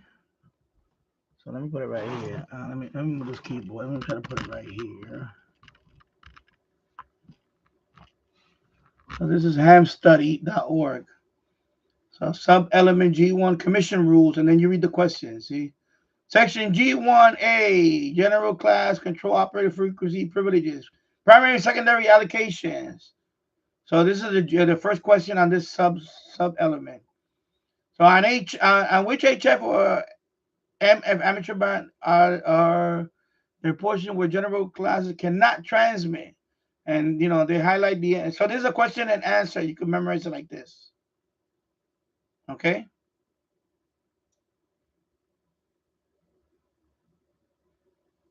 So you can memorize the question and answer. If you want to do it like that, only question, you can just read question and answer. So, for example, number 2 is like on which follow the band phone operation is prohibited. So on 30 meters, there is no phone or voice. When they say voice, so when they say phone, we're talking about voice. You know, single side band or whatever voice. So not on 30 meters. Only data and CW, but no phone. Right? So remember that. So you can just memorize question and answer. James, right?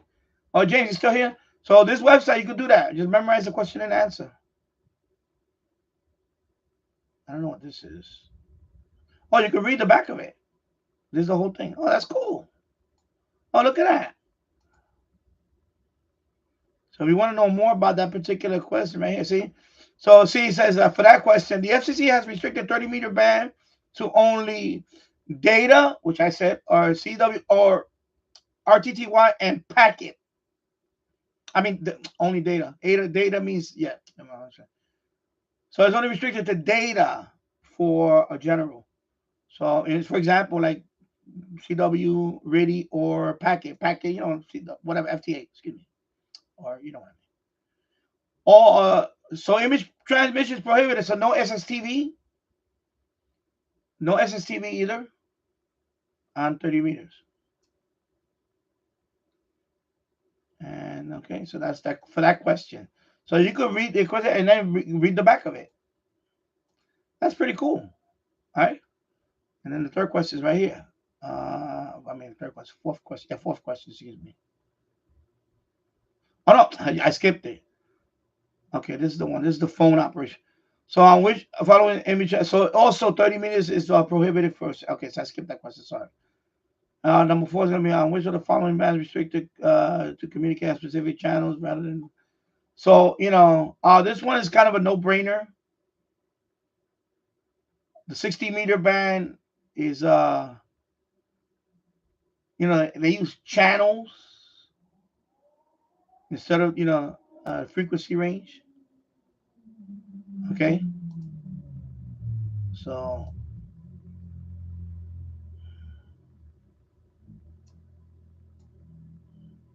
remember that one. That one is that one I already know. And then over here, number 5, on which following frequency generalizers are prohibited from operating as a control operator. And then you have these frequencies here, of course, Okay, you read that. It's pretty good. This is pretty cool that you could just, Sorry, let me close this.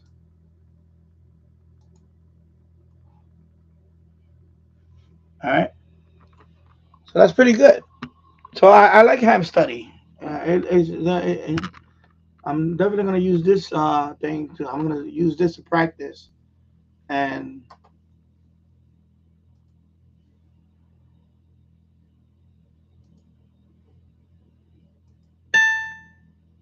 okay, Angola. Let me try Angola again.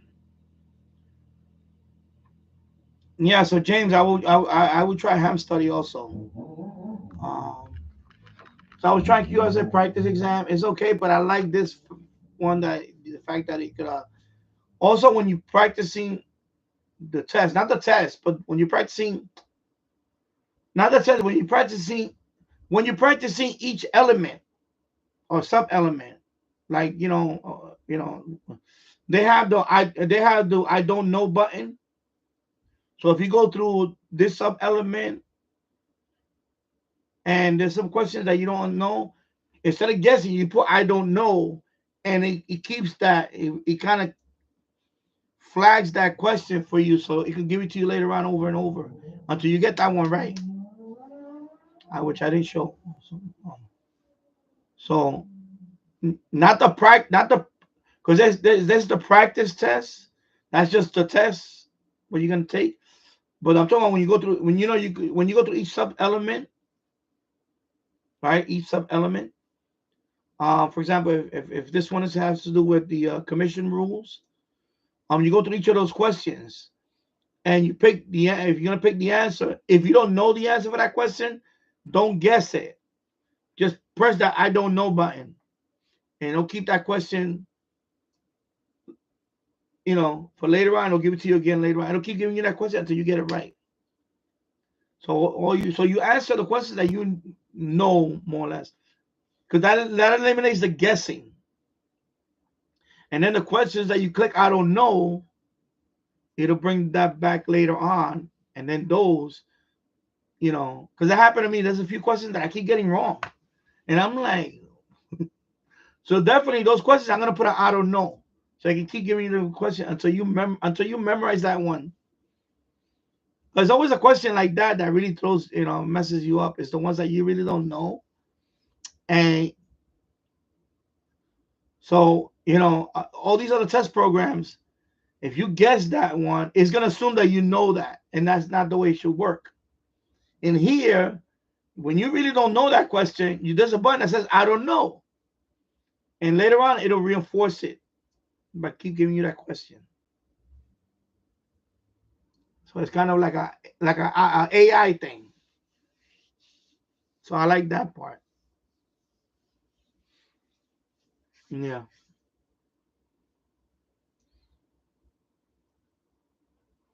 Yes, I will look into that, James. Ham study. And the app is $3.99. So I'm gonna get the app too, but I'm gonna wait till I have to go. When I go to the supermarket, I'll get the Google Pay, so I can put in my Google Pay balance, because I don't want to use my debit with that. I don't want to use that. I want to link it to that. So I just get like a $20 card from the Google Play. I usually, like Walmart, you get the Google Play card, so I put that balance in my Google account. And that way, when I need something, that's what I do. I used up all my Google stuff. I think it's like like 3 or 4 years ago, I had like a Google Pay balance of I forgot what was the amount. It was like $25 or something. I forgot the amount. And I had it in there already. Plus, I had a few bucks in there. So I just used it all up recently, a few months ago. So I thought still had a balance in there. So when I went to check, it was like nothing left. I said, oh, okay. So I need to replenish it. So I'll go to like a Walmart or CVS. There's a CVS, a couple of CVS nearby. I'll just go in there, get a Google Play card, maybe like $20, I think it is. I'll fill up my Google Pay with it, and then I'll get the app. Because I'm gonna get the app. It's $3.99. You can't. There's no free trial on that one. You can do it on the website. You can do all you want on the website, but if you want the app, there's no free trial download, and then no, you got to pay right there, and that's why I said no, I'll wait till I get some Google Pay balance, and I'll get that one. Yeah, I need to do this already, man. This is I need to do this. So I'm just gonna practice. As soon as I'm proficient enough, I'm just gonna schedule the test right there and do it right there. I'm not gonna wait. Like what happened with the general. I was a little nervous actually with the general, because what happened with the general is I was doing well, but I already had scheduled the appointment a month in advance. So I went on vacation. I went to Florida. So I was still practicing in Florida, but I was like, man, I wish I could take it tomorrow. Because I don't want to, like, you know. So when I was in Florida, I still practiced on the phone. I was still practicing. So, and then when I came back, I still had to wait a couple of more. No, when I came back the day after I took the test, it was scheduled it was on a Sunday, I believe. I came back on a Saturday, and then the next day I took the test. I had to go to, I went to the house. So I took an Uber there, and then I took the test, and that's it.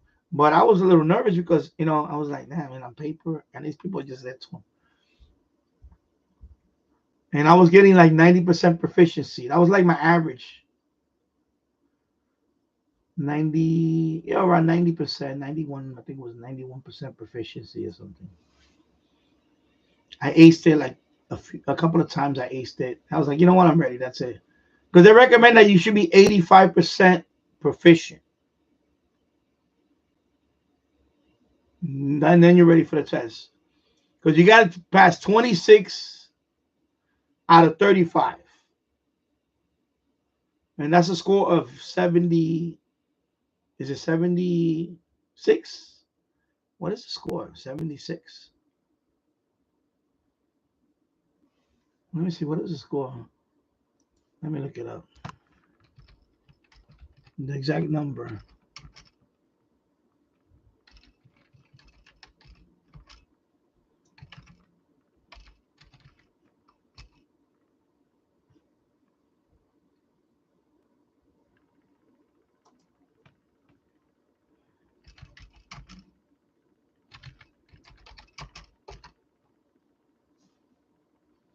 $74. Okay, $74. It's 74. Yeah, so you need 74%. So it's 26 out of 35.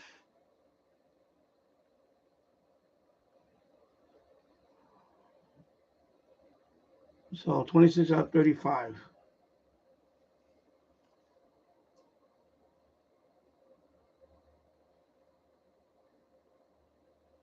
So 74. Yeah, 74. I did pass it before practice, but the old test, not this one. I had a couple of 74s, but now that I'm doing this one, and a whole new set of questions, starting over now. I'll get it. Now I know one thing. Once I get this, I'm not gonna go for the extra. Forget about that. I ain't gonna go through that, and especially not anytime soon. I'm a what, second anniversary now of my technician license. 2 years in. So yeah.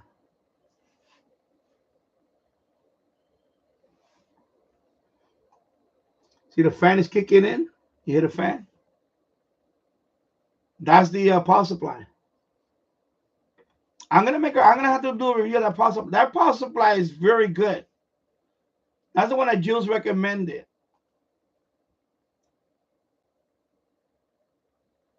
I made an unboxing video on that power supply. That's a 30 amp power supply.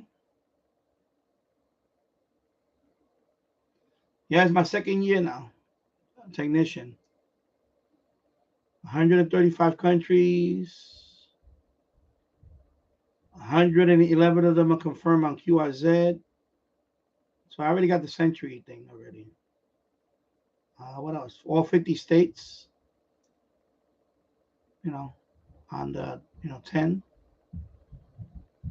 So I got all 50 states on QRZ. I'm 4 away from the Europe one. That's probably gonna happen sooner than later because it's still a couple of European countries I can get. They're not very small countries. I see Liechtenstein here all the time. I can get that one. It's just a matter of time. Liechtenstein is one of them. What's the other? Kosovo? That's another one I can get. That's not a big deal. What's the other country? I have the Isle of Man, but not confirmed. I have twice Isle of Man. If you could confirm one of them, I would have been down in 3 countries. That's another Isle of Man. That's in UK, England. Excuse me, England. No, yeah, United Kingdom. Excuse me, United Kingdom. And then San Marino, something like San Marino. If I can get San Marino or Monaco, San Marino. I see San Marino here quite a few times. That's it. I would have got it. Bam, right there. Montenegro. That's another one. So I'll get that before the general, the Europe one. I think I get that one. That one is doable. The one that's more challenging is out of the South America, North America. South America is easier than North America. I'm surprised that North America is harder, but I understand why. It's all these little islands, like Saint Martin, Saint Kitts, there's so many islands. Grenada, all these islands. I still don't got Jamaica. I've seen Jamaica a few times. Jamaica, Haiti's not confirmed. I got Haiti a few times, but none of them confirmed. I don't know what they're drinking the water. Well, I should have. You know what I mean? I'll take that back, Haiti. I'm sorry. You're having issues in Haiti. I know they're having government issues and all that in Haiti. I take that back. Sorry. I have like at least 4 contacts in Haiti. None of them are confirmed. So North America is a little more pain than South America. The hardest one I think is gonna be Africa. That's the hardest one. Africa is Jesus Christ. So many countries in Africa. I only have 7. 7 African countries out of 76. So I got a long way to go in Africa. A long way. What? Malawi, the other day was confirmed. Malawi, I had a Malawi contact confirmed. What else? Zimbabwe was here yesterday, and I didn't get that one. I was like,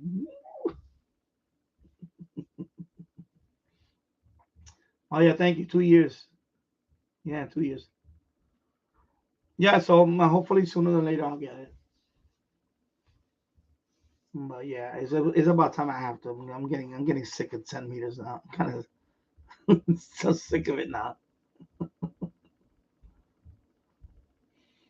I mean, the only good thing about doing it, having this license for 2 years as a technician, I actually learned about DMR and all that. If I would have got the general sooner, I wouldn't dabble to DMR. I wouldn't have dabbled. If I would have been an HF all that time, I wouldn't have dabbled in DMR. The DMR is there's a little learning curve to DMR.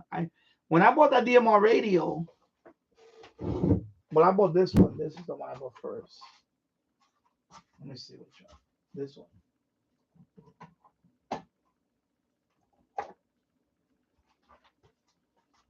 See, when I bought this DMR radio, this is a Baofeng DR 1801 UV. When I bought this one, right away, I was like, what am I doing? Why did I buy this radio for?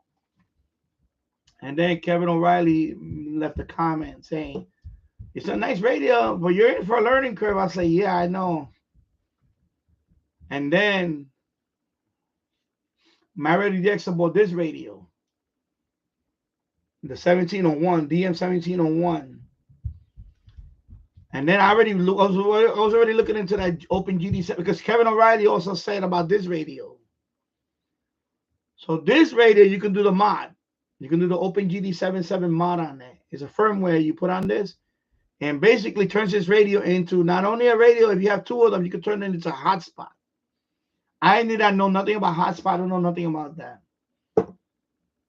And plus this radio, when you're talking on DMR, like Talk Group 91, you can see the call sign and everything right here.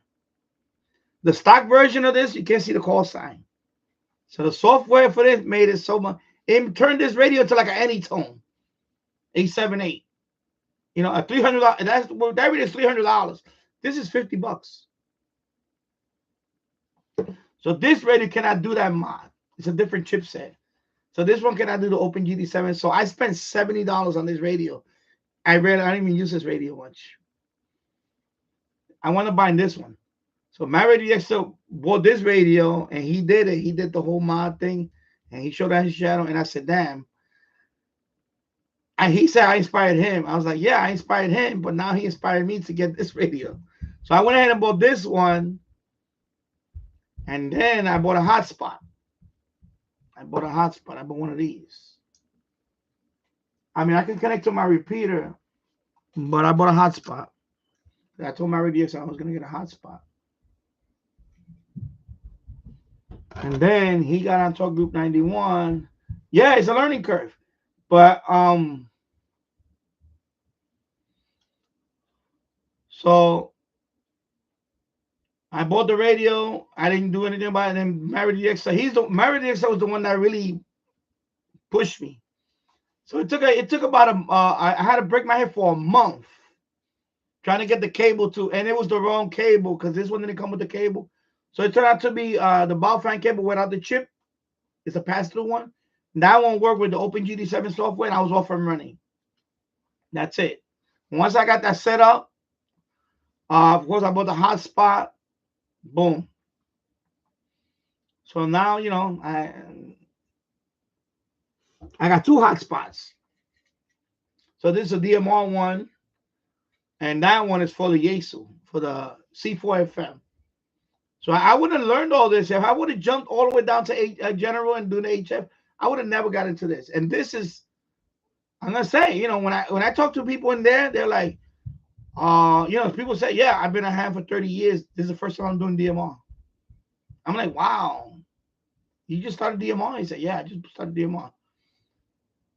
So there is a learning curve to this. So I wouldn't have never I would have never dabbled into this. I would have got my general right away because I would have been on HF and, you know, I wouldn't care. So I'm glad that I learned this. This is good. And it's fun, you know. I talk to, you know, of course, DMR, you could talk to anybody all around the world, you know, and whatever. I've spoken to many, many people around the world on DMR. I also dabbled into Echolink on the computer, Echolink on my phone. Talk to people all over the world. Then, of course, when I bought this Yaesu, this has C4FM on it, a C4FM. I talk to people all over the world on the Yaesu, on 2 meters, also 2-meter repeater. It has C4FM.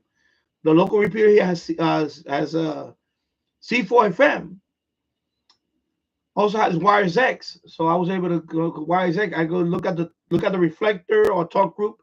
They're the same thing. It's a different name. It just Yaesu calls a reflector. On Brandmeister, it's called talk group. Yeah, I talk to people all over the world, you know, and that's it. I would have never got into this have I would have got the general right away, because I would have not bothered with all this, you know, in VHF, UHF. But I'm glad I did. This is a very, you know, so you see, you got the mod on it. Wait. So let me. Anyway, you can, it's too bright, the screen, but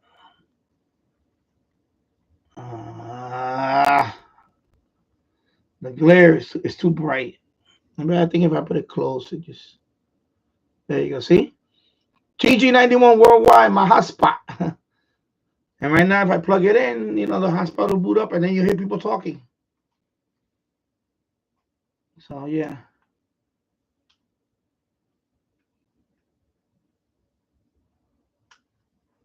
Yeah. So let me read your comments. KF7 IWA Ham Radio YouTube channel. DMR is definitely a learning curve. I agree.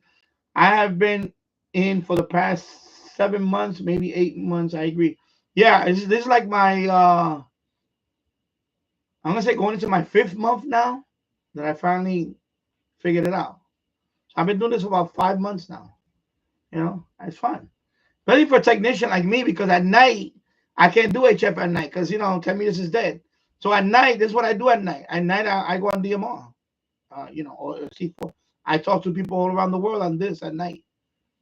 You know, this is what I do at night. I talk on this, or the FT991A. I call you can also do cross mode. Cross mode, you know, with your hotspot, you can do cross mode. So I can go from Yaesu to DMR or Yaesu to D-Star. You know, Yaesu to D-Star. Also DMR to Yaesu or DMR to, you know, you can do that with the hotspot.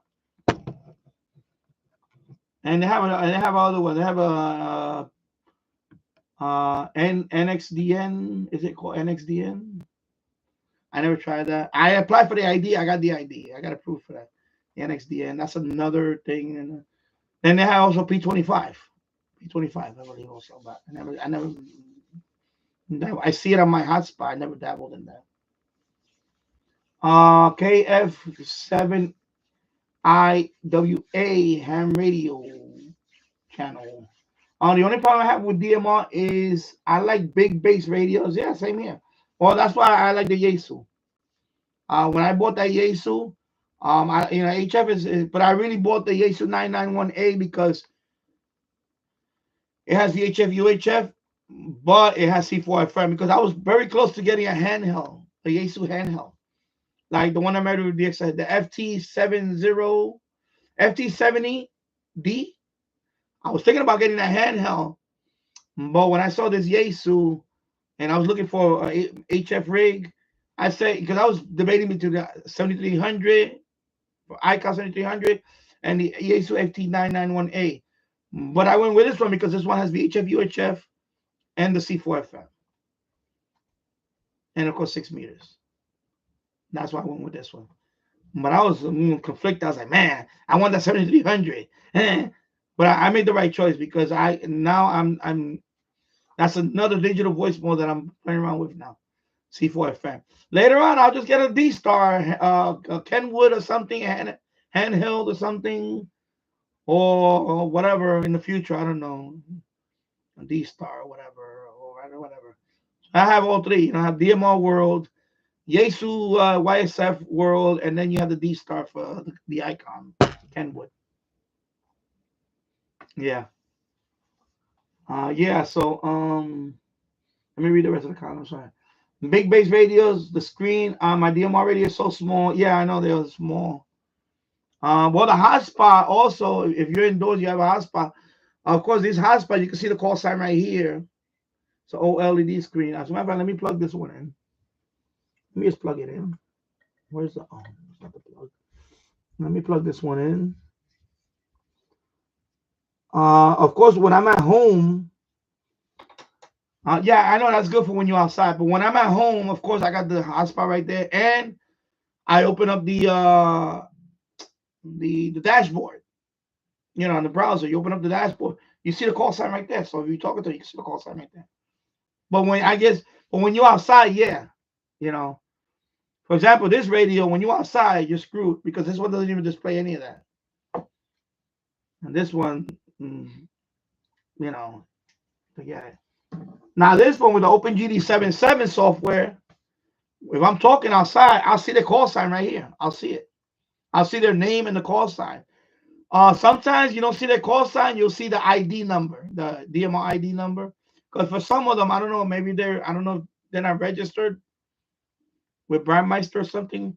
They don't. It's once in a while you'll see just the ID number, but that doesn't happen all the time. That happens once in a while. So this one definitely with the OpenGD77 software, you can see the call sign here, and you can see it though. It's not like you have to squint.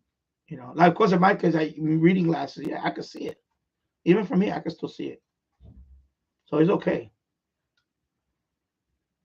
They don't wait for delivery. Okay. So I think it's a postal guy or something. Yeah.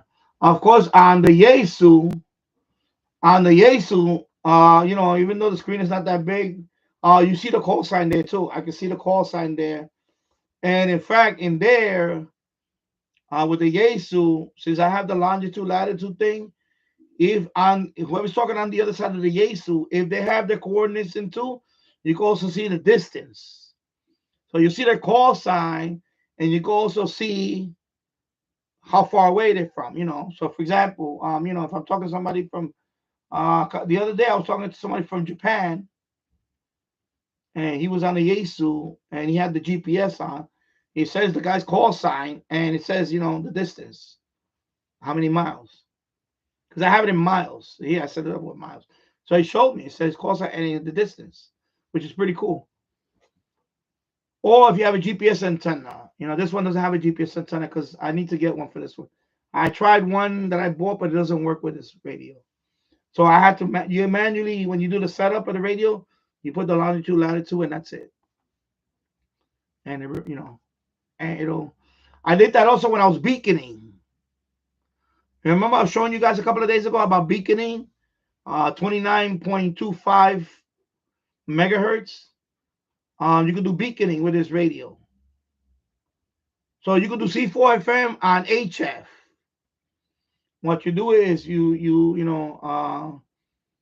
there's a setup. There's a Facebook group if you want to.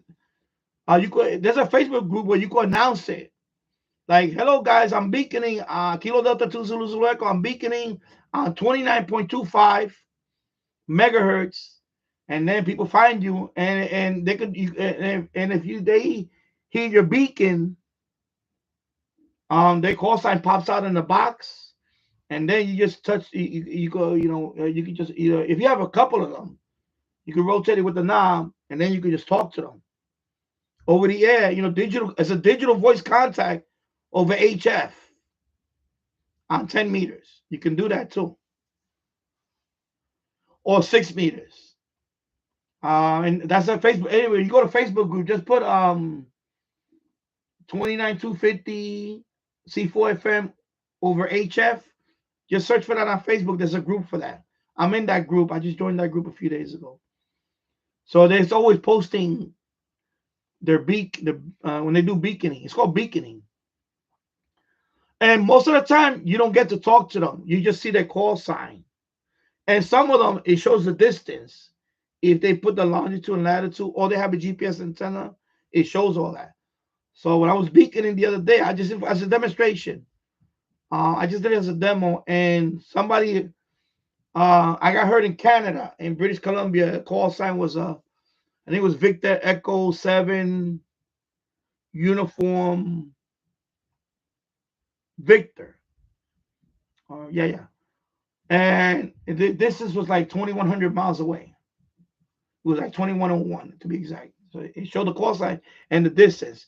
And then the other guy that called the beacon that I was sending out, he was from Minnesota, but it only had this call sign.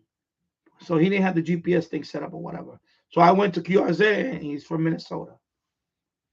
So, the beaconing is kind of cool too. You can do beaconing on this radio too, which is nice. Yeah. KF7IWA. Yeah, I have met a lot of good people saying, yeah, I met a lot of good people on DMR, and I love it. It is awesome. I talk to more people on DMR than HF have done more DX on there than HF. Yeah, exactly. That's not exactly. There's countries that you're not gonna talk on HF anytime soon. Not me as a technician. Like Pakistan. I spoke to a couple of people from Pakistan. Of course, I'm not gonna do that here in HF. It's now it's impossible, but yes, not. But yeah, for sure on DMR you can talk to someone like where an HF is gonna be especially as a technician. Yeah, it's not gonna. So yeah, I talked to a lot of people. I talked to a lot of people from Indonesia. They was on Talk Group 91. India, Indonesia. Of course, there's always Australians on there.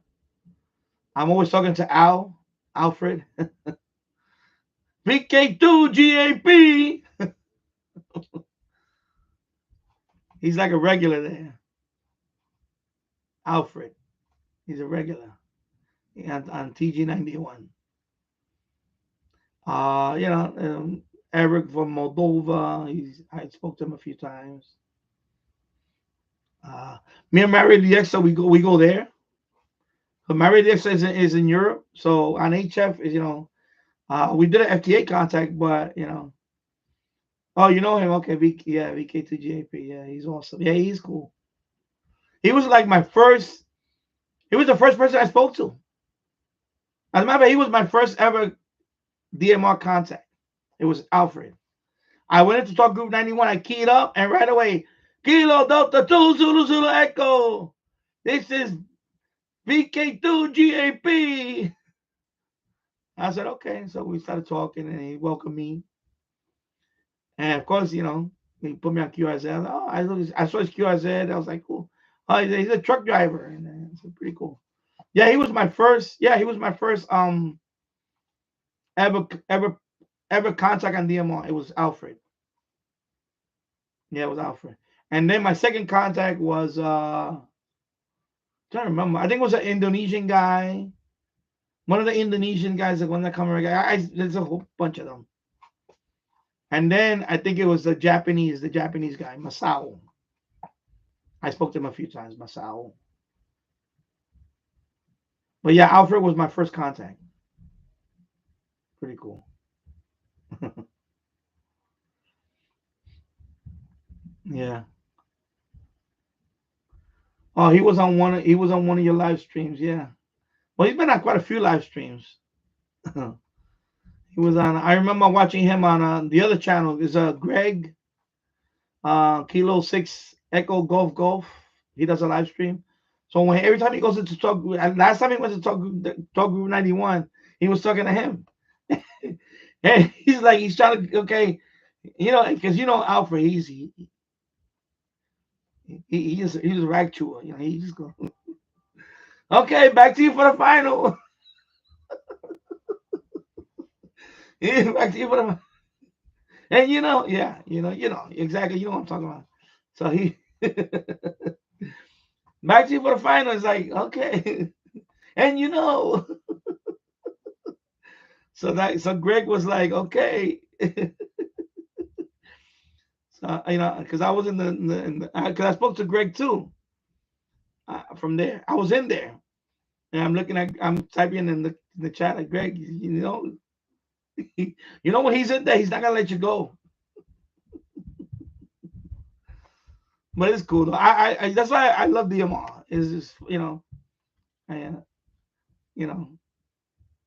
so it's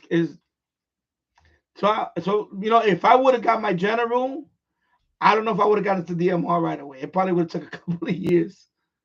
But the fact that I'm in my second year as a technician, I said, man, I'm gonna dabble into DMR, and I'm glad I did, man. I don't regret it. I'm glad I did, because this is another thing that I'm glad I did it. I'm glad. I'm very glad. And my radio extra was the one that kind of pushed me to do it, because I had bought the radio, and I didn't do nothing for a couple of months, and then he went ahead and one day he made a video and he said that, and when he bought this one, because he bought two of these, he used one as a hotspot, because with that mod you could turn this into a hotspot, and then the hotspot you got to connect this one to the computer with the USB, and then the other radio you connect to the other radio. So he did that. He used what software he used with that? I think it was Blue DV. That's the one. Oh, Greenland is on here. Anyway, I make okay. That's the guy from Greenland. Yeah, I made contact with him before. Greenland.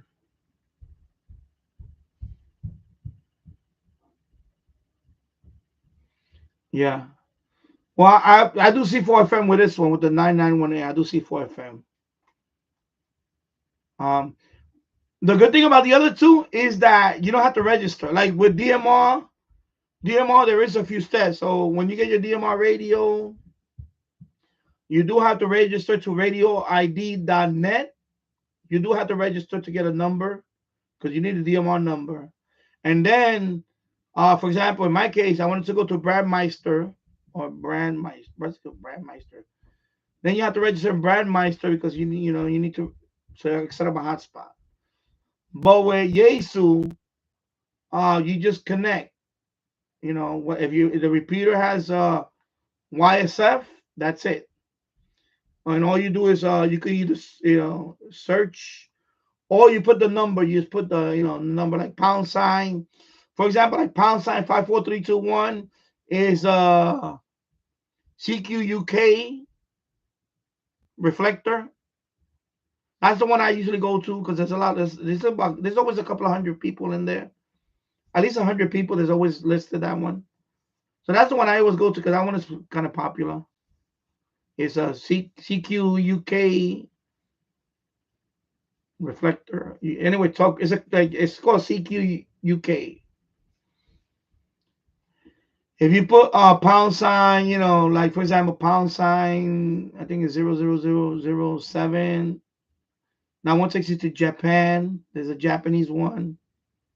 Some of them I already know, but there's a website where they're all listed. So you use the pound sign. D-Star, I have not tried D-Star yet because I don't have I may try cross mode on it. Like you could cross mode to it.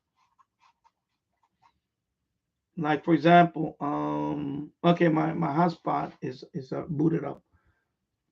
Let me go to my hotspot.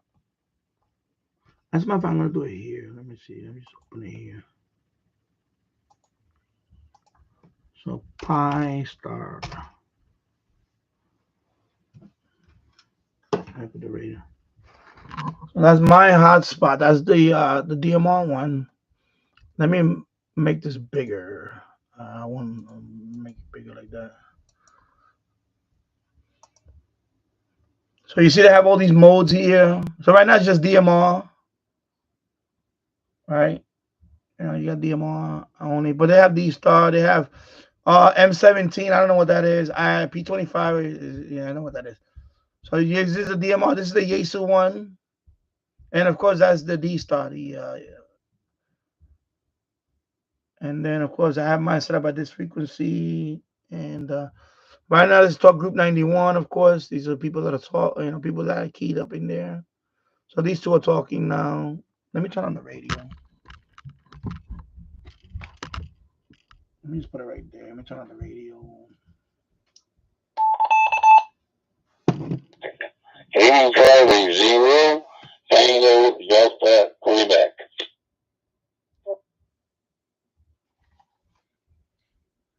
Yeah, so C4FM. So, you can do cross mode. You can try cross mode.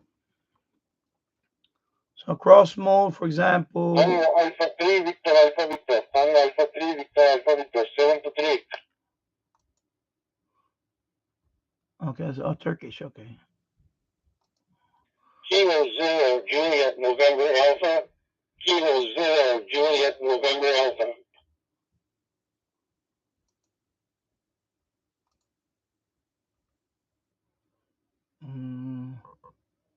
So here you got cross mode.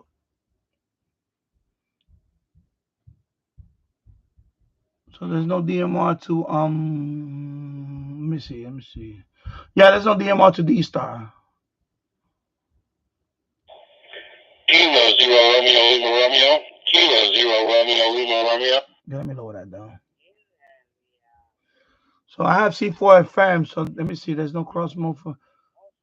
So there's only cross mode for Yaesu to DMR. That's one cross mode.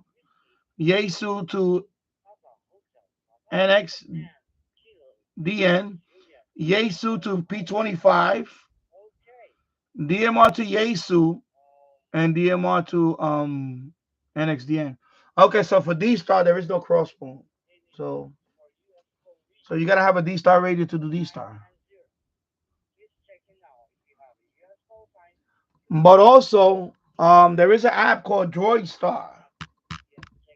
So if you want to try D star, I heard Droid Star has D star. That you could try it.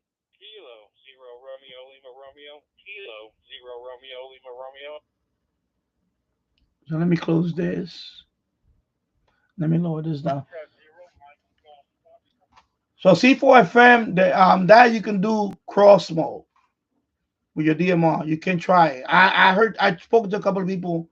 I spoke to a couple of people on the Yaesu that they were calling from a DMR radio. They did cross mode. It was in the Latinos reflector channel. I forgot the number of that one. It's 5. Anyway, it's called Latino. So they were in there. So he said, I'm talking on a he was talking on one radio, any tone. When he said any tone, they were like, you want any tone? Any tone makes by itself radio. He said, no, I'm a cross mode. So he was on an any tone, I think 878.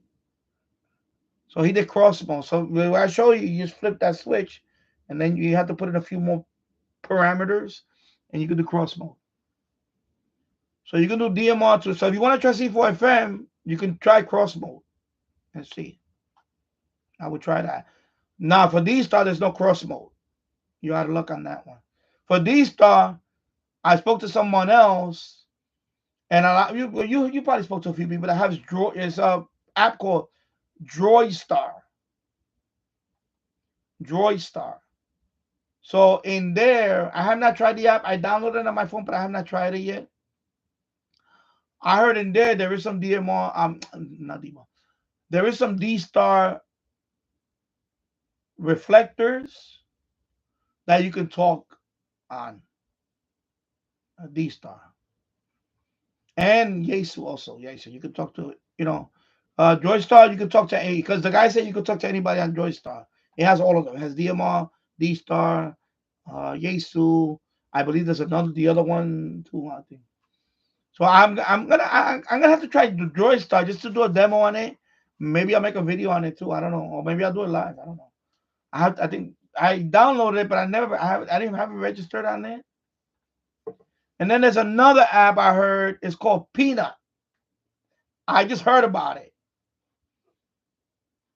I know it's the same thing as the score that I got. It's actually called Peanut. P-N-U-T, like peanut. P like the letter P and nut. That's it. Peanut. I heard of the app too.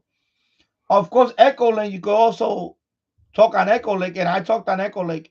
Echolink, you will run into those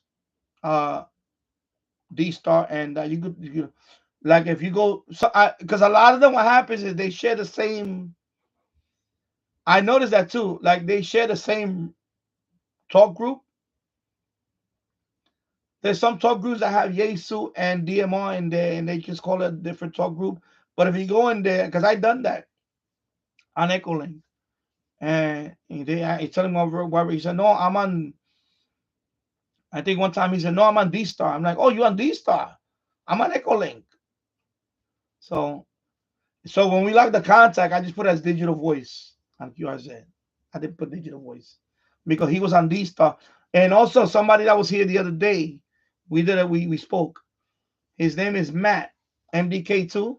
He was on D-Star, and I was on my Yesu. He spoke to me. So he did crossmode from D-Star to Yesu, and that's how he found me.